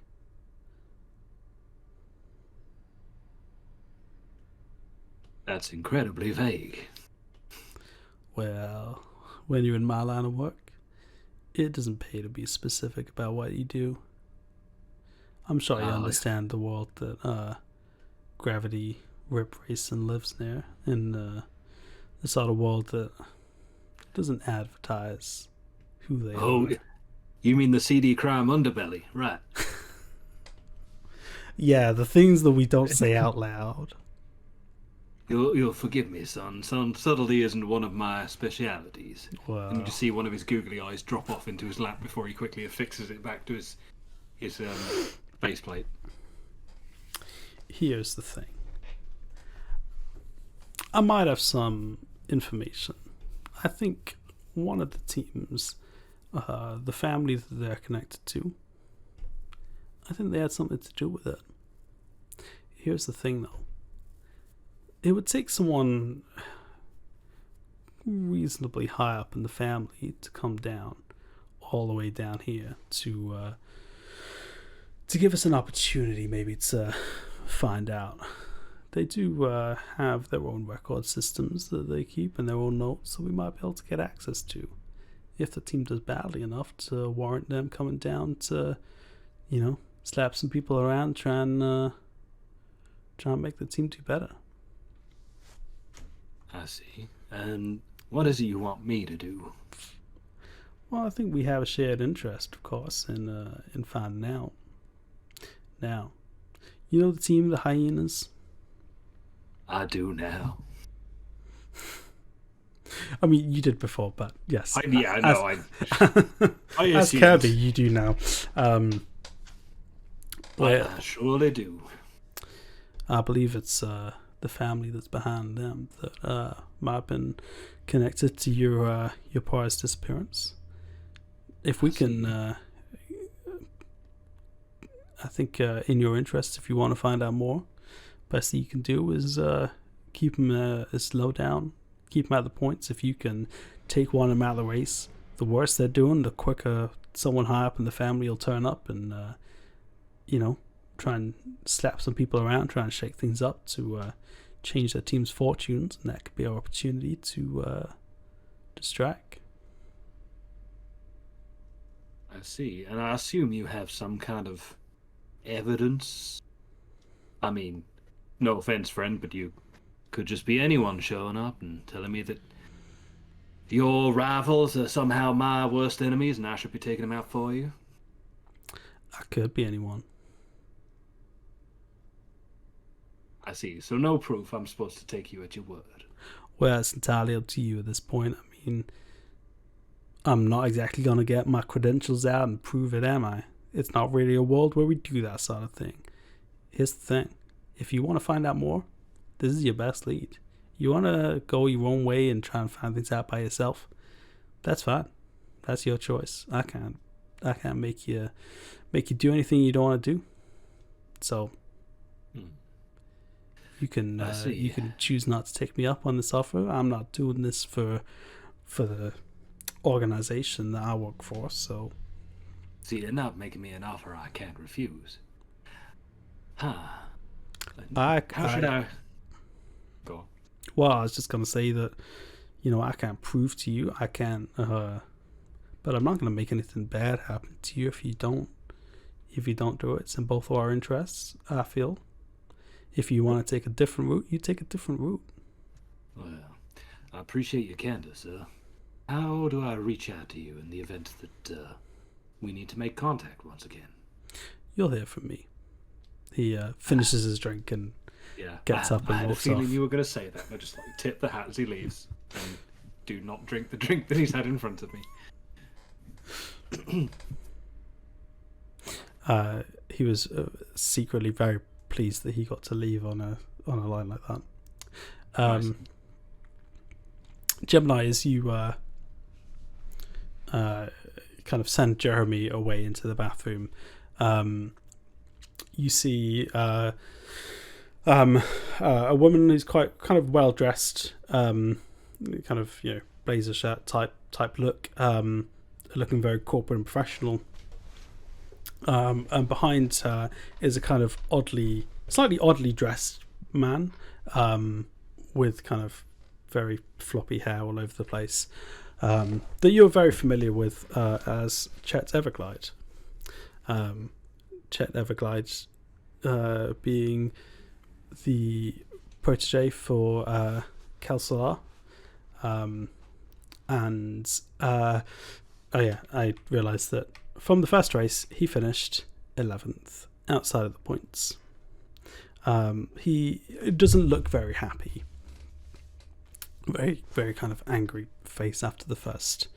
And he kind of storms into the room behind his assistant. Hi, Chet. He kind of dramatically poses. The assistant kind of looks at him and goes, he says hi. He kind of changes pose. She looks at him. Chet was very unhappy with how the race today went. He felt that there was a lot in the pack that were pushing against him. With everyone knows that he is the kind of successor to Kel Salar, and his best chance of securing a racing team for himself in the future. All the way up the ranks, not just here. Chad Everglide changes pose.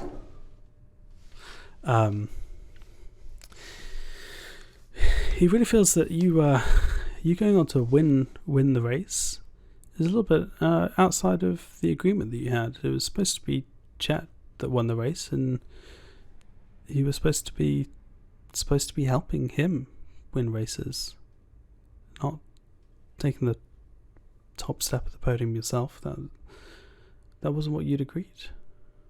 But he has to do some of the work. He was so far behind me that I couldn't do anything.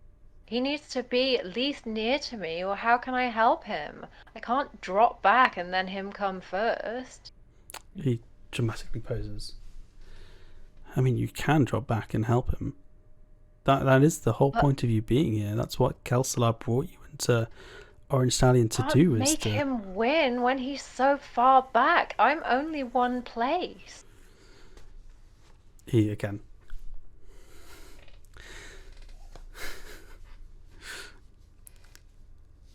I mean, you're born into the race, the series to make him win. You can't. That was the whole agreement with. I mean, what's Kel gonna say when he finds out that you're just out here winning races and not supporting his protege? I mean, that's not the money that Kel. This can't just be about his positions and his ability. We need to build a story for him. We need to build his profile. Just imagine what it would be like if I do amazingly like I did today, and then he goes on to beat me. That would be so impressive. Just think of all the sponsors and what they would say about that. I am building him a profile, and in the next race, then if he can get a little bit further up than like 19th or whatever he was, I don't know, he was so far behind me, I can't see that well, then maybe I can help him to win. He kind of poses slightly less angrily. Yes, well, he understands the logic of it, but we do have to start making it happen quickly, and we've got to make sure that he's getting up there on podiums, and we can't for Kel, we can't have you beating him again. Okay, but only because it's Kel. And I can't come like way behind him, because then I will look bad. And I'm really good. Did you see me today? I was amazing. Yes, well, one place behind him is fine, And comes the last lap, and you go for the overtake, but you just don't quite get it right on the brakes, and he stays in front.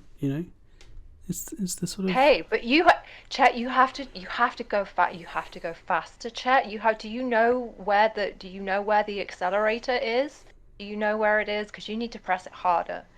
Like seriously, you were As you so far behind. Say that, Chet very angry storms out, and slams the door behind him, which doesn't really work because obviously hotel room doors, they're on that kind of safety mechanism. So. Soft close. Yeah, exactly. So he's there trying really hard to slam the door behind him. I say to his assistant, I know he's mad, but I just from one star to another, his hair is looking. Just go in the bathroom there, and Jeremy will give you some of my good styling spray. Don't even start me on his hair.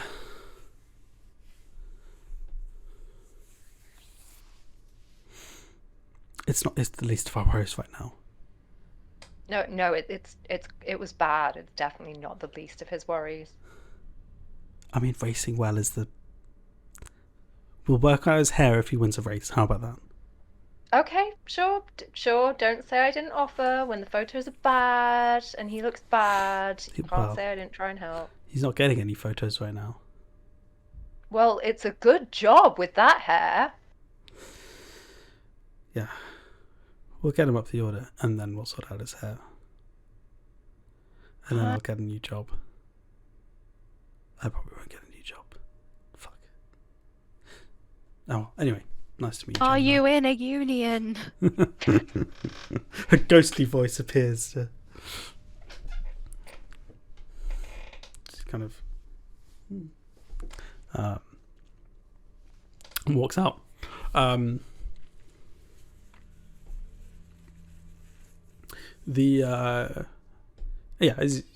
Lilith, you open the door and say hi to this stranger who's kind of stood outside. Lilith,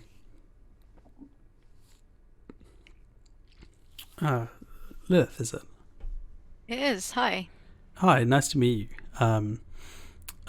My name is Dark Shadow. Hi, Dark Shadow. I feel like there's potential that our interests might converge. Oh my god, are you going to suggest a seance? Because I've just found out I can get under the bed. I was not going to suggest a seance. Okay. I'm not against it, but like maybe business first and then see if we feel like a seance. Yeah, fair. I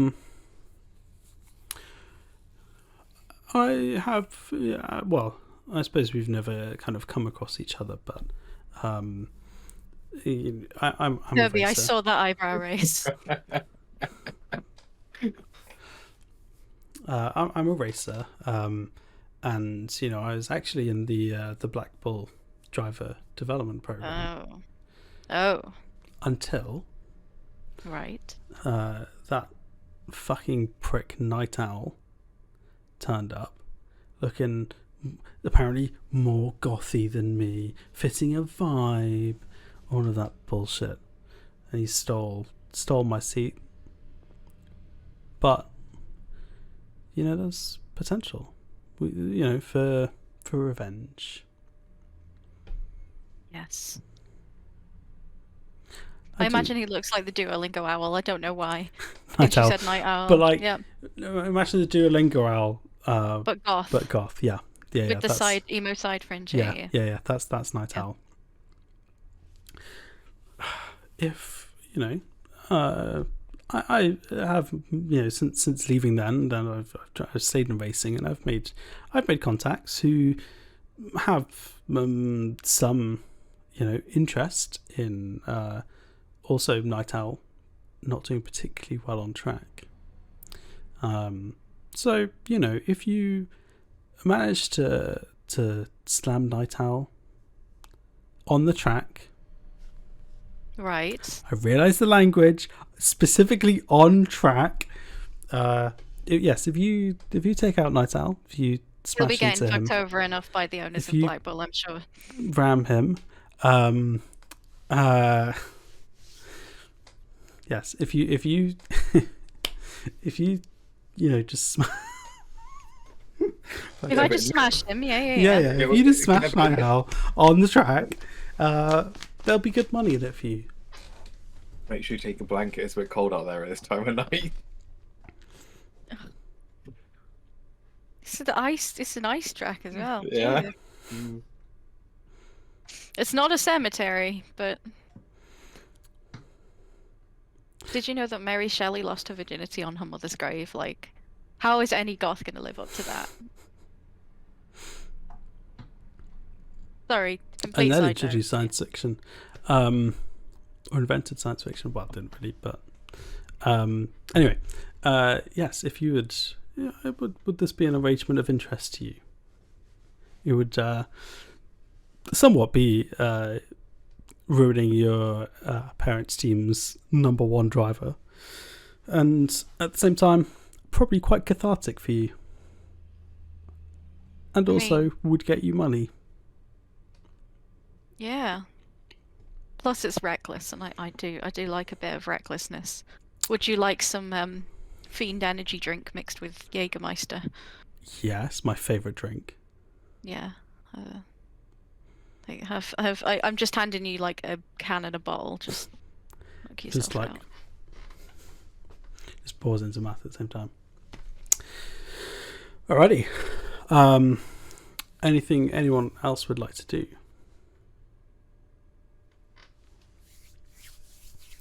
If not, to recap, we have I just spent the last 10 minutes doing it, and I've already blanked on things. So we have Johnny Six has an interest in trying to make sure the Hyenas team does as badly as possible.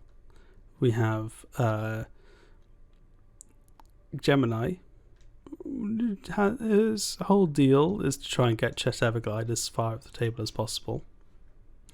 And we have Lilith wanting to make sure Night Owl gets smashed into the wall at some point. As I've written it, it says Night Owl get smashed, please. But PLZ, because... Nice. And so with that, the next day, you go through your normal routines. You wake up, your assistant from the team takes you to breakfast, except for, in your case, Gemini, where it's Jeremy that takes you, and... Oh my god, I forgot to let Jeremy out of the bathroom. Yeah, Jeremy just like slept in the bathtub. Aww. Oh no. Oh no. Oh, that means he hasn't gone and got me my breakfast. Oh, It's fine. They actually bring out the breakfast for you anyway. that's never mind then, that's fine. Yeah, like actually, to be honest, Jeremy's fairly unnecessary in all of this. Like actually, a lot of what you bring along for the team kind of has already organised, so it's fine. But Why am I paying him? I mean, that's a whole other thing for you to worry about. Is Jeremy in a union? Not No. yet. No, he is not. If you fire him, he might set one up. My assistants have to not be in a union.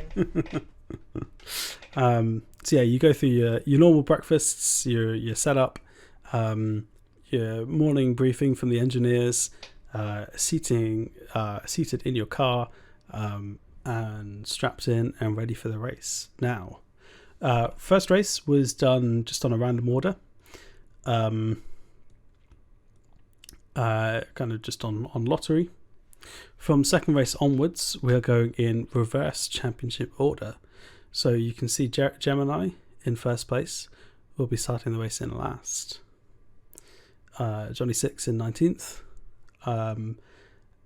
Then Lilith in 16th and Gunter in 15th. Don't trip over each other as you try and fight your way through the pack. Now I'm going to hide the table as we go into our next race. The second race, as I said, is more kind of more equatorial for this planet, which means it's not a frozen wasteland. It's basically like the strip of the planet that people actually can live on. I said it's still cold and icy, but the track is actually like a man-made construction. This one's quite flashy. It's fun to drive. It's quite high speed. There's quite a few like loops and bits where it kind of goes, inside out. A corkscrew is what I mean. I fucking love a loop. And then there's Just one bits. bit that everyone loves where it actually goes into a tunnel and you can basically go 360 around the tunnel, which gets some amazing shots. And then kind of spits out, and obviously trying to make sure that you're on the right bit of the pipe as you shoot out onto the remaining bit of track is pretty crucial. That trips up drivers semi-regularly. Other than that, there's not too much in the way of like low speed. It's very like high octane, high speed, lots of like impressive, flashy looking loops, but like it's good. It's a good laugh to drive, to be fair. So with that in mind, again, you kind of get put in that order, right? But in part for the broadcast to kind of introduce the races as they go. But obviously, you know that you're going to be first on the grid, Gemini, and so on through the rest, all the way up to driver in first place. As again, same start procedure. You get your engines on, the roar, the smells, the petrol, the just overwhelming, or what would be an overwhelming sensory experience if you weren't so focused on the 5 lights in front of you as they kind of one by one turn on, as you're kind of there, like ready with the button to engage the clutch and drive forwards. And as they go, 5 lights, and then they disappear, and foot down. We're at the helicam phase of lap 1. Roll d6, add your acceleration. We will be starting this time with Gunter. So what position are people in? So Gunter's that's a good point. So Gunter is in 15th, Lilith is in 16th, Johnny 6 is in 19th, and Gemini is in 20th. Thank you. Hey, what's Gunter gonna get? Okay, this dice is going to dice jail. Who? That's including your acceleration modifier. Yeah. Oh, sorry. Actually, just before you say that, I say that just before we kind of deal with that. The other ones to be aware of, Night Owl Luna is in 14th. The drivers for the Hyenas are Connor X and Particle Gun. They're actually starting in 12th and 8th, respectively. And I'll call them out when you get to them, so you don't need to keep track of their positions. And Chet Everglide is starting all the way in 4th because he did shit in his first race. You can help him out more. Suck it, Chet.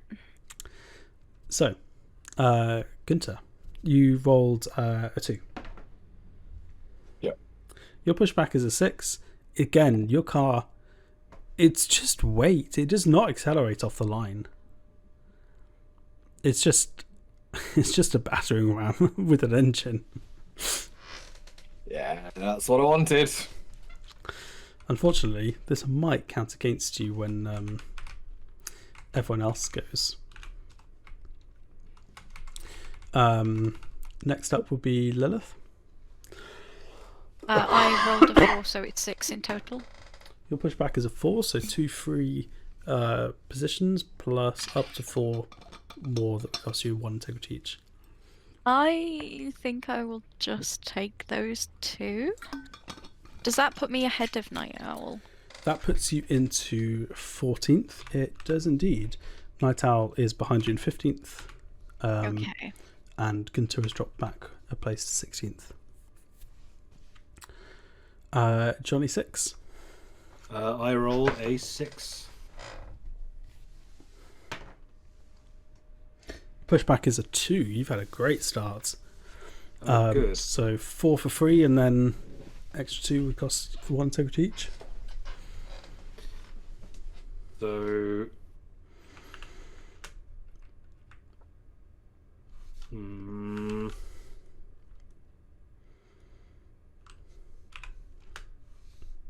Yeah, I'll take the 4 free, so go up to 15th, is that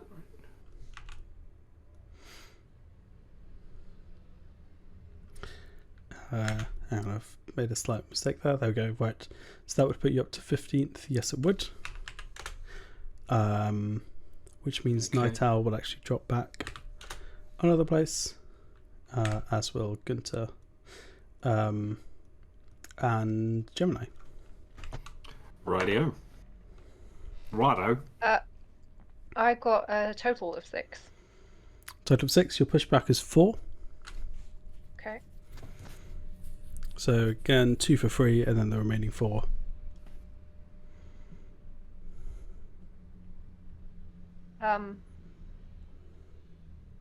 Oh dear, there's quite a pack of people here, isn't there? Yep.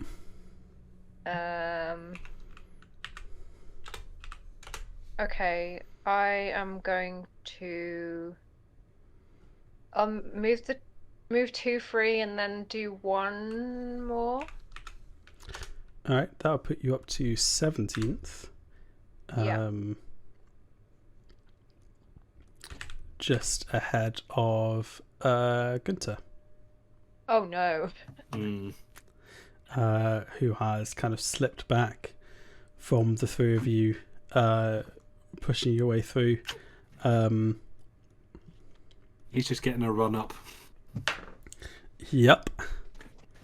Just you wait for the ramming from behind. I always do, Gaijin. I always do.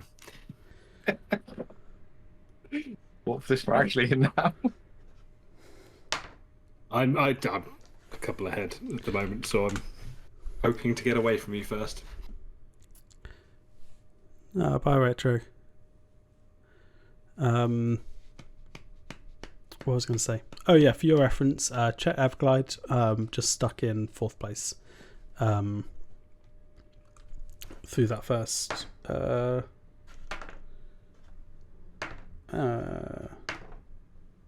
as did the Hyena team.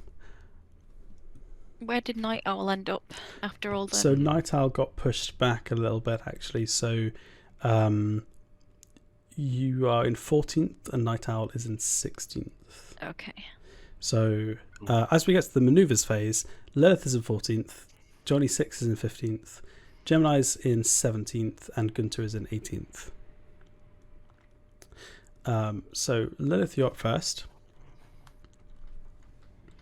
You can go for the overtake. You can go to slam the car in front or behind, or if you wanted to,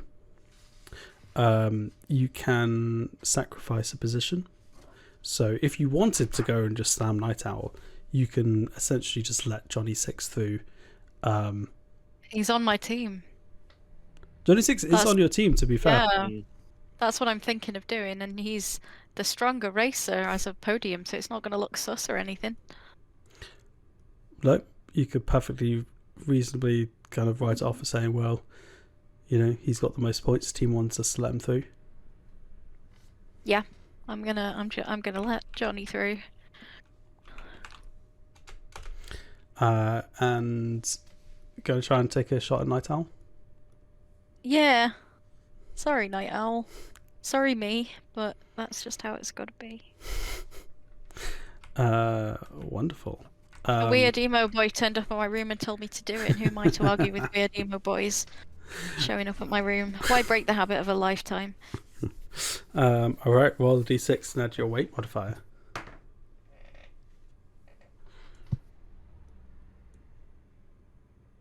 Okay, 5.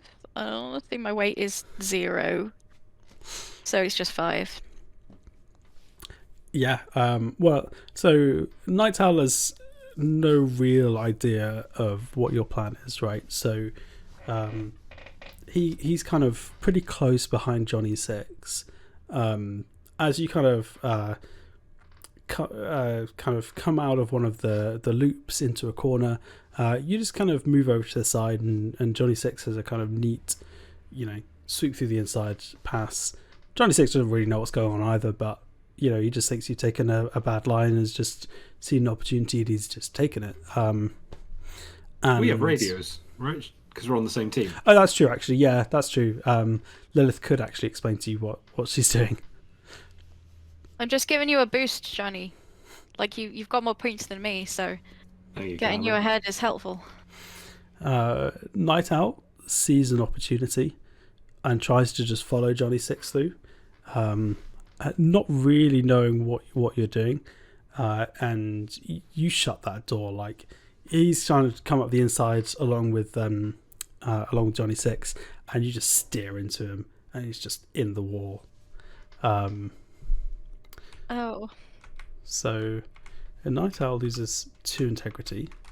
I don't know if there's cameras, but if there is, I'm doing very exaggerated oops gestures at them. Oh, they like, one of them is there with just the perfect angle of seeing you doing that with just a half of the side panel just flying off Night Owl's car. Like, they just got that perfect shot. That, you know, they just look at it as like, this is fucking great.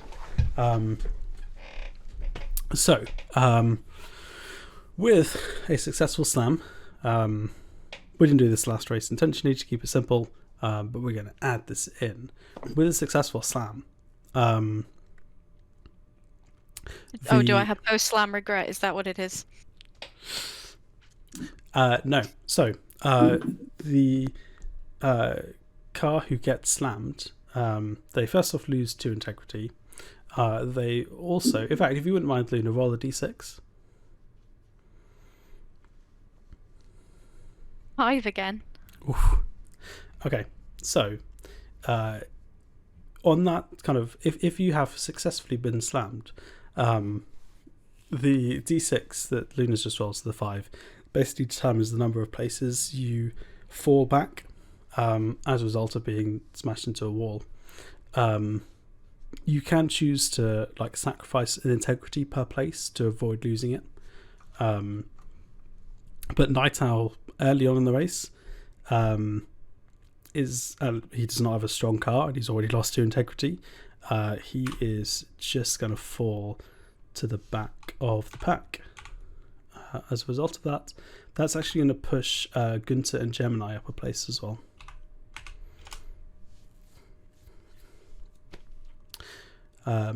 So because Lilith dropped back and let Johnny 6 through, we haven't actually resolved Johnny 6. Johnny 6, you have the opportunity, well, there's nothing really to block behind you or to slam behind you. You got the opportunity to try and slam the car in front or overtake. I will continue to overtake. It's kind of what I do. Just to add a little risk factor to an overtake, that if you fail to overtake, the car in front can essentially get a free slam on you. So you might, if you fail, you might end up losing positions or integrity on your car. Of course, if you still like to go for the overtake, try and push yourself up the pack. Wow, the alternative is to sit at the back. So, yeah. Would be boring if you did. Gotta go for it. In fact, you find yourself behind... Oh, okay, you're behind Consequence of the Wally Arms team. You're good. Cool. So I'm rolling to overtake. That's a 7. That's pretty good. I don't think Consequence... Nope. Well, you have a good first lap.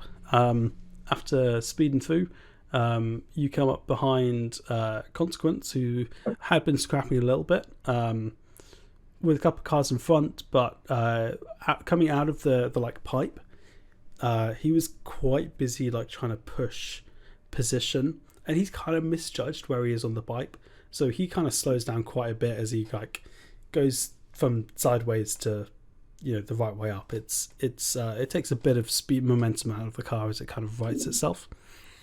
You've nailed that, so you know you've just been like driving the route that you know is the best route, and he just kind of lands off to your left and you just straight past, nice and easy. 14th place. Wait, 13th? You were in 14th. 13th place for Johnny. Sweet. 6. Alrighty, Gemini is the next up. I am going to try to overtake. Overtake 15th place, Lilith. If you'd like to roll with your acceleration modifier and Lilith with your weight modifier.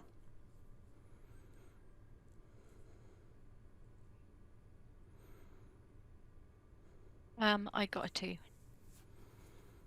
I got 6 total. Alrighty. I mean, Lilith's kind of lost a bit of momentum to drop back and then slam into Night Owl. Very, very proud of herself, and you know, oops for the cameras. Gemini, obviously, you've just kind of been racing normally. So, like, off the back of that, you kind of come around that corner and seen this happen in front of you, and you've got, much more momentum, much more speed, as kind of Lilith's taken some of hers out to slam Night Owl onto a wall, and it's pretty straightforward for you to just kind of go past the two of them and push yourself up into 15th place. I wave at Lilith as I go past. So that puts Lilith back into 16th and Gemini up into 15th. And then Gunter. Yeah, so I imagine how Gunter's race for him has gone is the lights went green and everyone just flew past him. And he eventually crawled off the line and got up to speed just in time to keep a couple of people behind. Yep. Literally 2 people, and then will have gone past Night Owl being smashed into a wall. So that's kind of how you in 17th. I'm just going to slam the person in front. Are you sure about that? Bring it. Lilith and Gunter, if you wouldn't mind making a d6 plus your weight.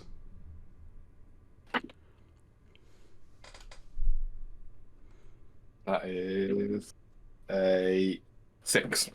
I also got a 6. Okay, which means that you don't successfully slam. You have to beat the defense. Lucky roll. But you don't lose any integrity. You're kind of maybe being a little bit more sensible with it. This race. He just had the acceleration. She saw me coming up behind her, and just had enough acceleration. Just kept herself out of range. Yeah. Yeah, as I couldn't quite accelerate into it as we hit the corner, so I couldn't. There's the brakes.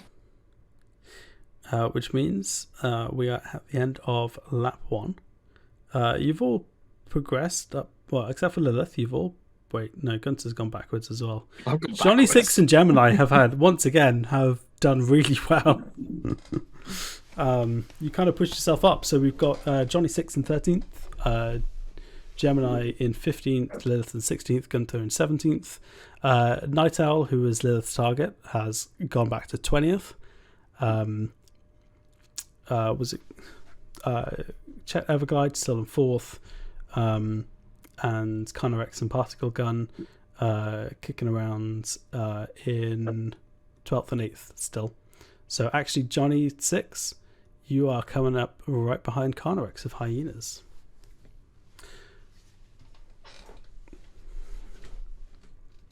Awesome. All right. Welcome to the Helicam phase of lap 2. Part of my brain is just saying, going back to the early Naughty's face where hella was like a word. This is hella cam. What do you mean was? What would the slang hella cam mean? If you describe something so as much cam. Yeah, so exactly. much cam. But chat rooms in the early noughties were hella cam. Fair. Yes. Hella dick as well. A lot of dick. If you all can do a d6 plus acceleration. Yeah. No. I found my dice. I'm quite happy. The one on the 1.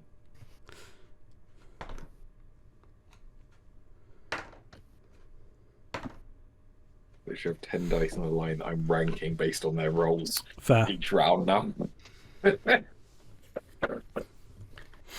Apparently hella is still a thing, so saith Life is Strange, says Hebrew. Isn't Life is Strange 10 years old at this point? Well, Life is Strange is also written by very old people, I imagine. It's written by people who were saying hella at the time.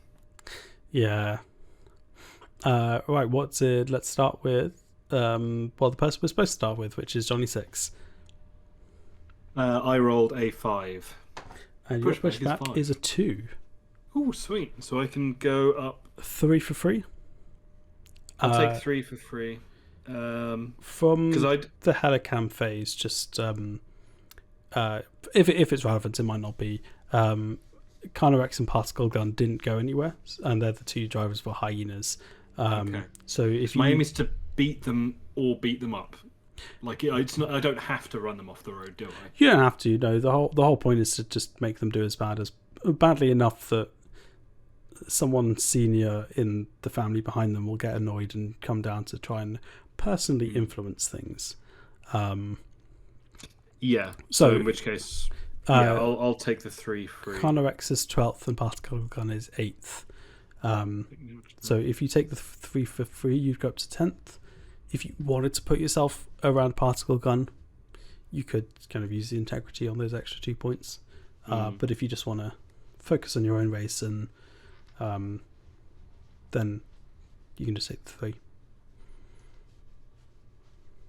Just thinking, in terms of healing up and things, healing my car.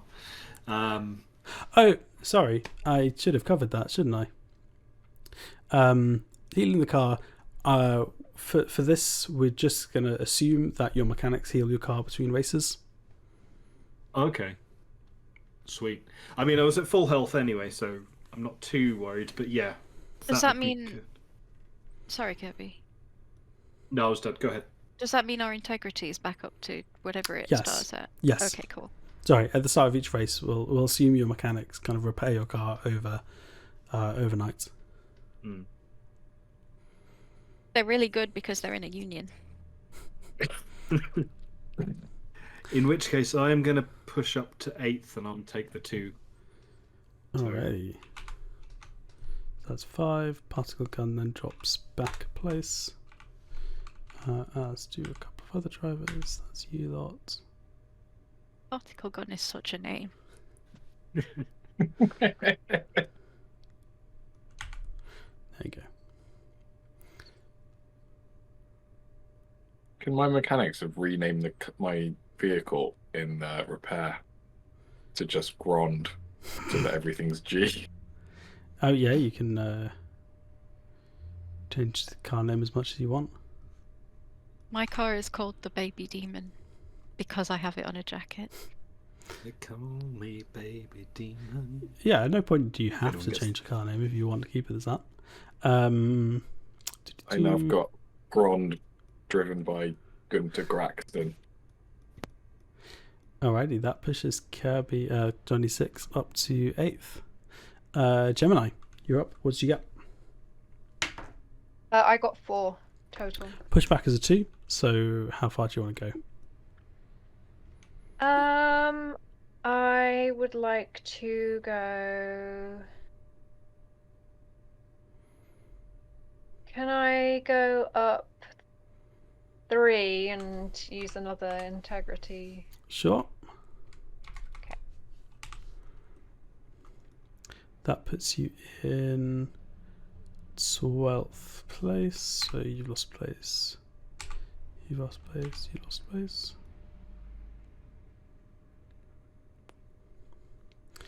Cool.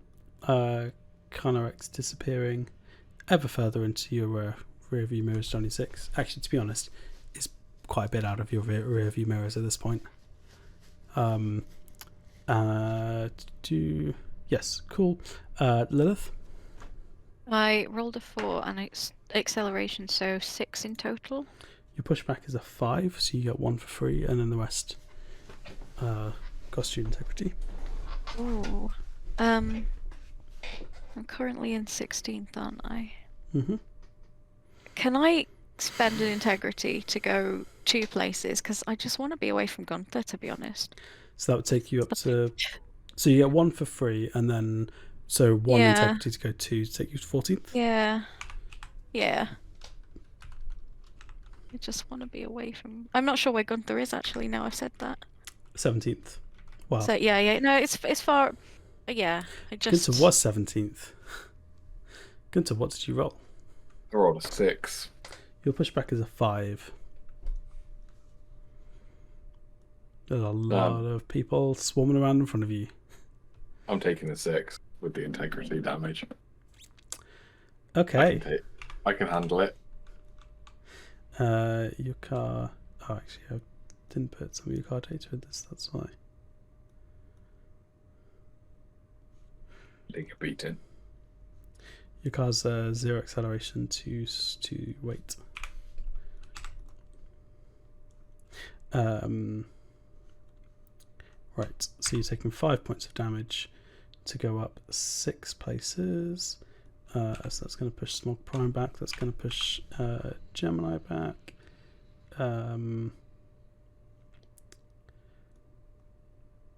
going to push you back. That actually pushes Lilith back a place as well.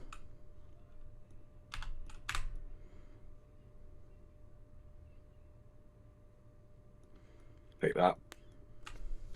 So, are you now in 12th? 11th, right? 11th, yep. 11th, right. So, yep, starting with the maneuvers. Yeah, so Johnny 6 at the end of that is in 8th, Gunter 11th, Gemini 13th, and Lilith 15th. Night Owl did not make any progress on that lap, so they are stuck in last place. Okay. I will smash my way through no matter what.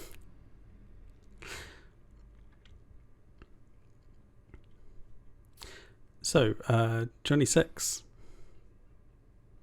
Would you like to try and overtake? Yeah, I think so. Yeah, I will. Cool. In which case, D6 plus acceleration. That's an 8. Oof. Yeah. Yeah. Yeah. It was an interesting person to pick a fight with, but you come up behind Platyplax, who is known for having one of the biggest machines on the track. It's just like basically a walking tank. Not even walking because it hovers, but you get what I mean. But off the track, his machine is incredibly small, I hear. It's got really large rockets on it for some reason. I can't wait to meet this dude for a head-to-head. The good news is he doesn't always have the best racecraft because he can be a little bit reliant on just big car go smash. So No comment. it doesn't take too much for you to, you start to get a bit of a run on him.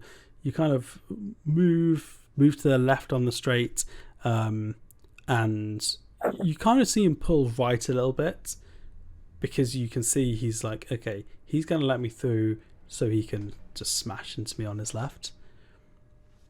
You've seen this move before. You know what he's about. He's just waiting for you to get alongside. At kind of the point, just as you kind of get alongside, there's a point where he basically has to start committing, and at the last second you just veer off to the right.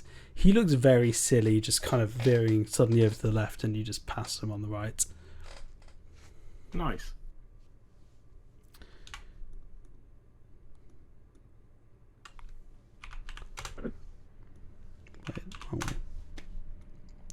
Puts up 7th place, nice and easy. Gunter. Need your ask. I'm going for a slam with a total of 7. Cool. They rolled, actually. It doesn't matter what they rolled. Yeah, they've been that's the Peterfic Heaven. They've been having a bit of a look on the car in front, particle gun. They haven't seen you coming in the mirrors. They kind of got squeezed out a little bit on the last overtake attempt, and that's kind of left them on the outside. You've kind of come through with momentum, seen someone there, and you're just like, oh, that's a target. Just smash into him. At least I know my brake pads are still good when I need them. So he takes 2 points damage, and he's going to drop back 2 places as well.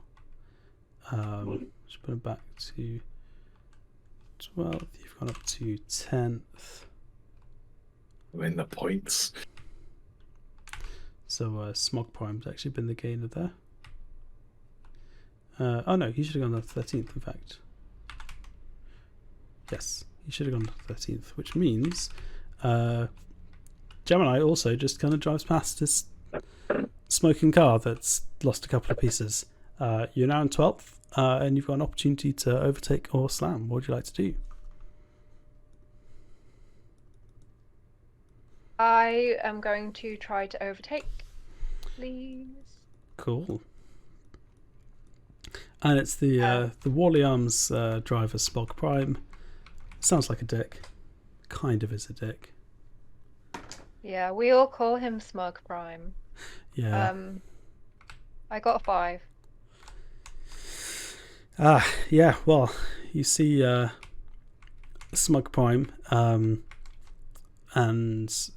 you kind of see him as he's coming through the tunnel. And you think you got a good angle on him to just kind of go up the side and use that to give yourself a bit of momentum. And you kind of initially sort of jump out the tunnel, and you're kind of side by side. You realise there's a little bit less room there than you would like, and particularly as he just veers over into you. Your car will take 2 damage. And that will... Okay. That was only a 1, so you either can lose 1 place, or you can choose to hold on to 12 and take 1 integrity damage. Ooh. I will lose the place. Thanks. It's cool. Where does that leave me? That leaves you in 13th. Okay. And Lilith. I would like to try and overtake. Is this the one where we overtake? Yeah. Yep. It is, right? Yeah. Cool. Yeah, roll d6 plus your acceleration. 3 plus 2, 5.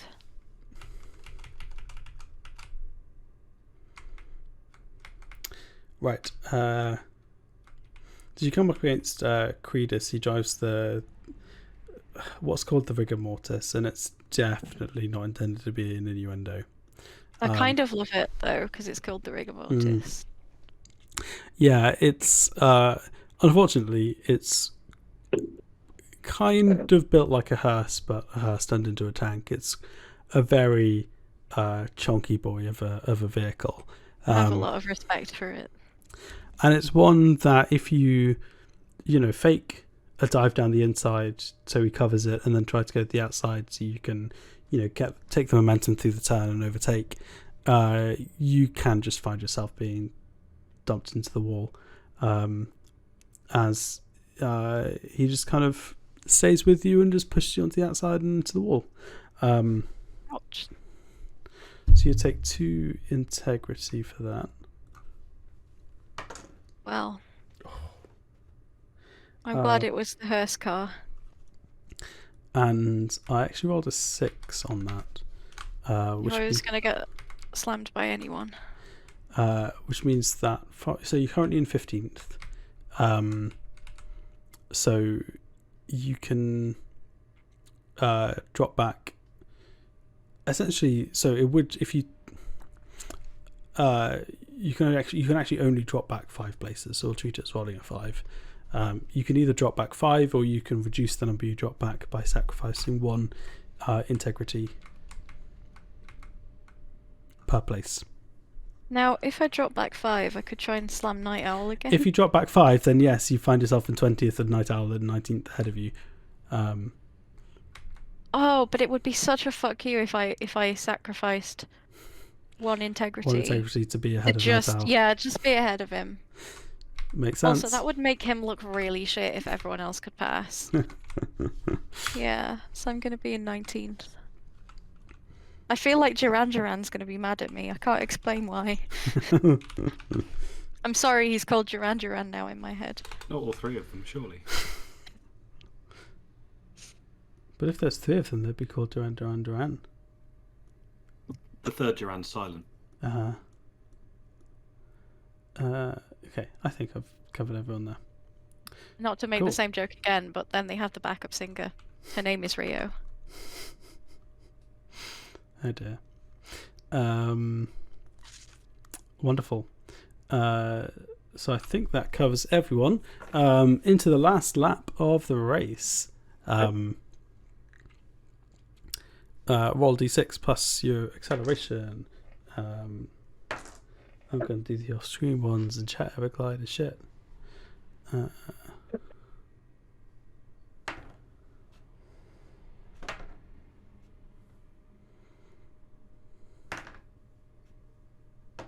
Vera, I was going to have an oh dear remote, but we couldn't make it work.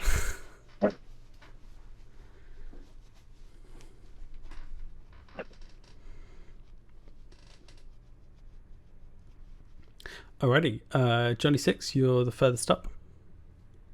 I rolled a 6. And your pushback is a 4. So from 7th place, you can go up 2 for free, and then the remaining will cost you an integrity point each. So I can get to 5th.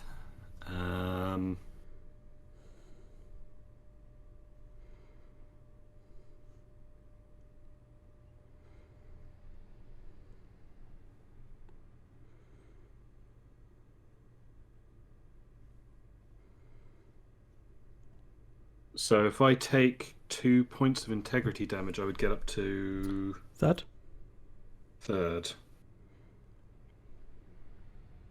Johnny just in front of me, is he? Where do you think you are, Gunter, right now? 10th. Okay, that's fine. Uh, He's 7th. Sorry.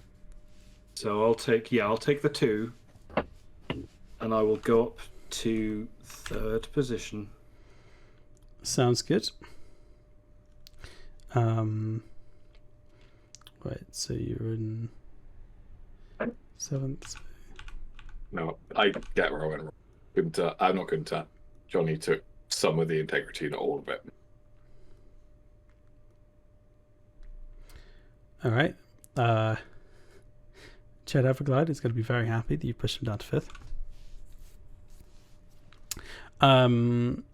Gunter, what did you roll? I also rolled a 6. Well, 6. Your pushback was a 3. I'm taking the 3. Wonderful. So that actually puts you in 4th, just behind. Hang on, 10th. 10th minus 6. Oh, you're taking the 3. Sorry, I see what you mean. I'm taking the damage. Mm-hmm. I've got Grond. Grond's pushing through. Yep. So you got two in front of you, and then Johnny 6 in 3rd, Gunter in 4th. Lord Johnny sees is like this beast with flame coming out of his mouth, comfortably past like 3 cars, and then just smashes through 3 more, and now sat in his rear view mirror. Hi. I'm just like waving out the window. Chet Everglide is not very happy. Gemini, what did you roll? I also rolled a 6. Your pushback is 5. They are getting fed up with you lot overtaking them.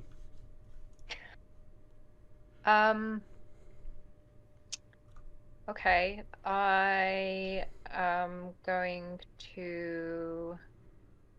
I at least want to get in the points. 10th place is the lowest to be in the points. Yeah.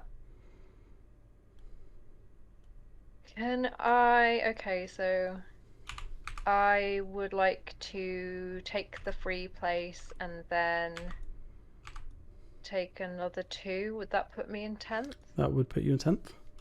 Yep, let's do that then.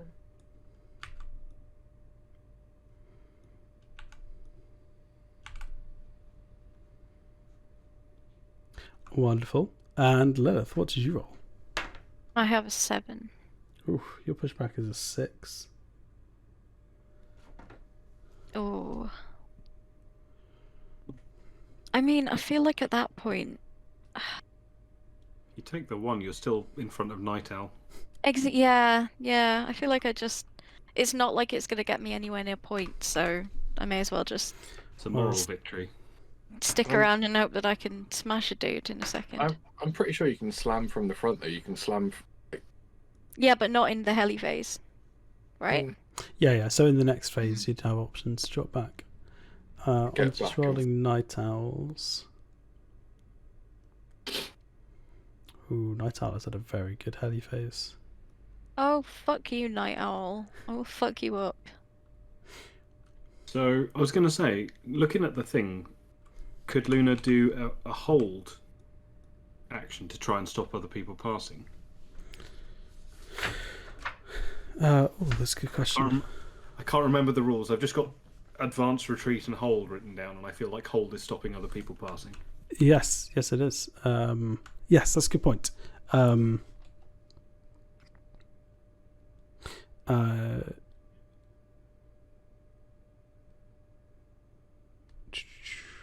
Right, yes, if you want to just hold position, then you can roll a d6 plus your weight modifier instead. Oh, okay. So I can just try and stop him doing anything. Yep. Yeah, that sounds like a better option for me at this point.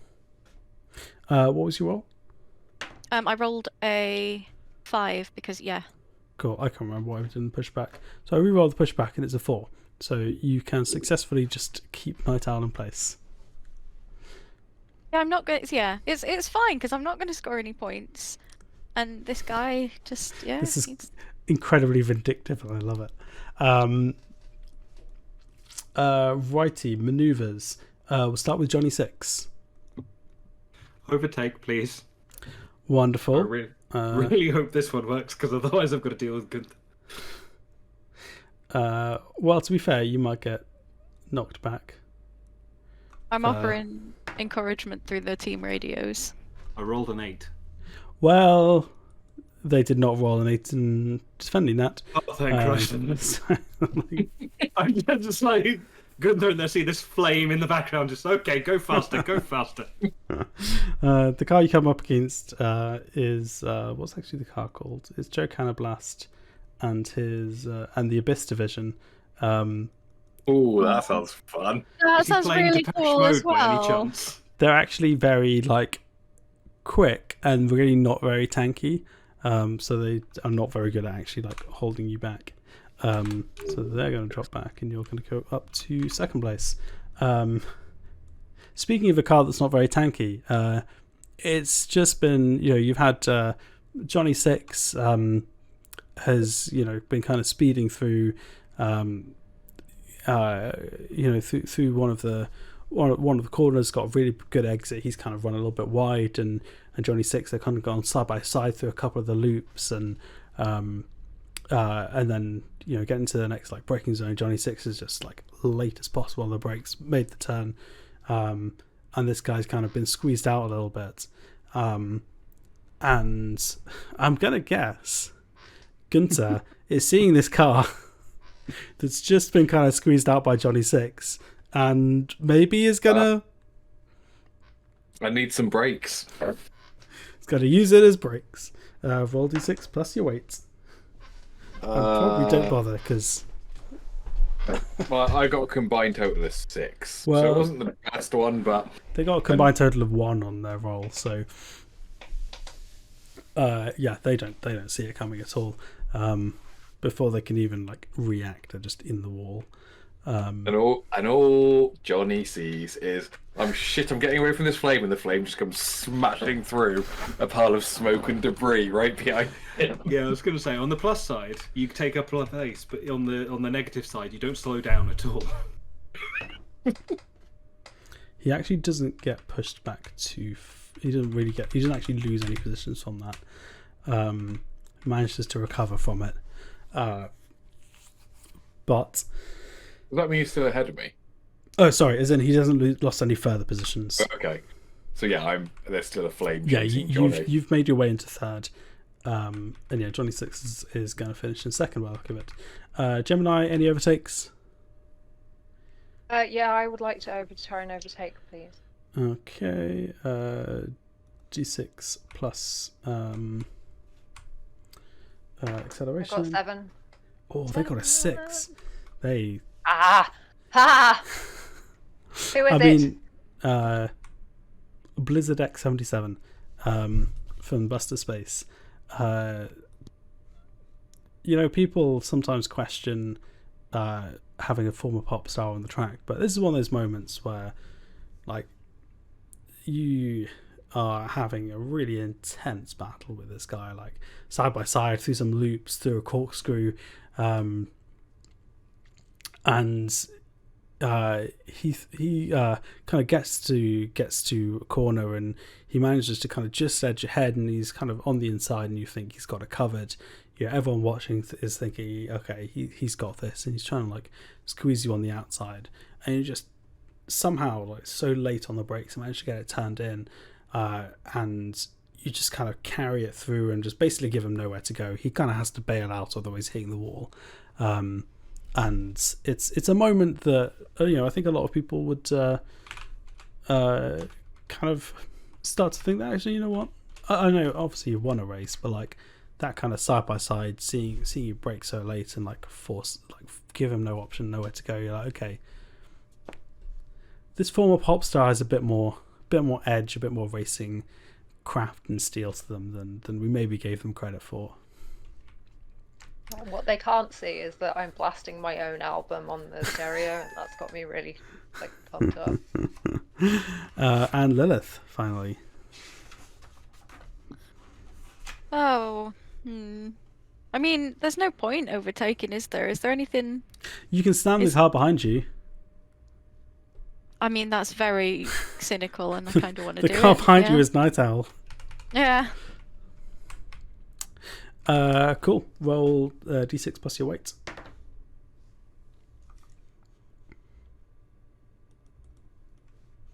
Oh, okay. 4 plus 0 because my weight is nothing. Yeah. Oh yeah. Okay. Night Owl, not having the best day he's ever going to have.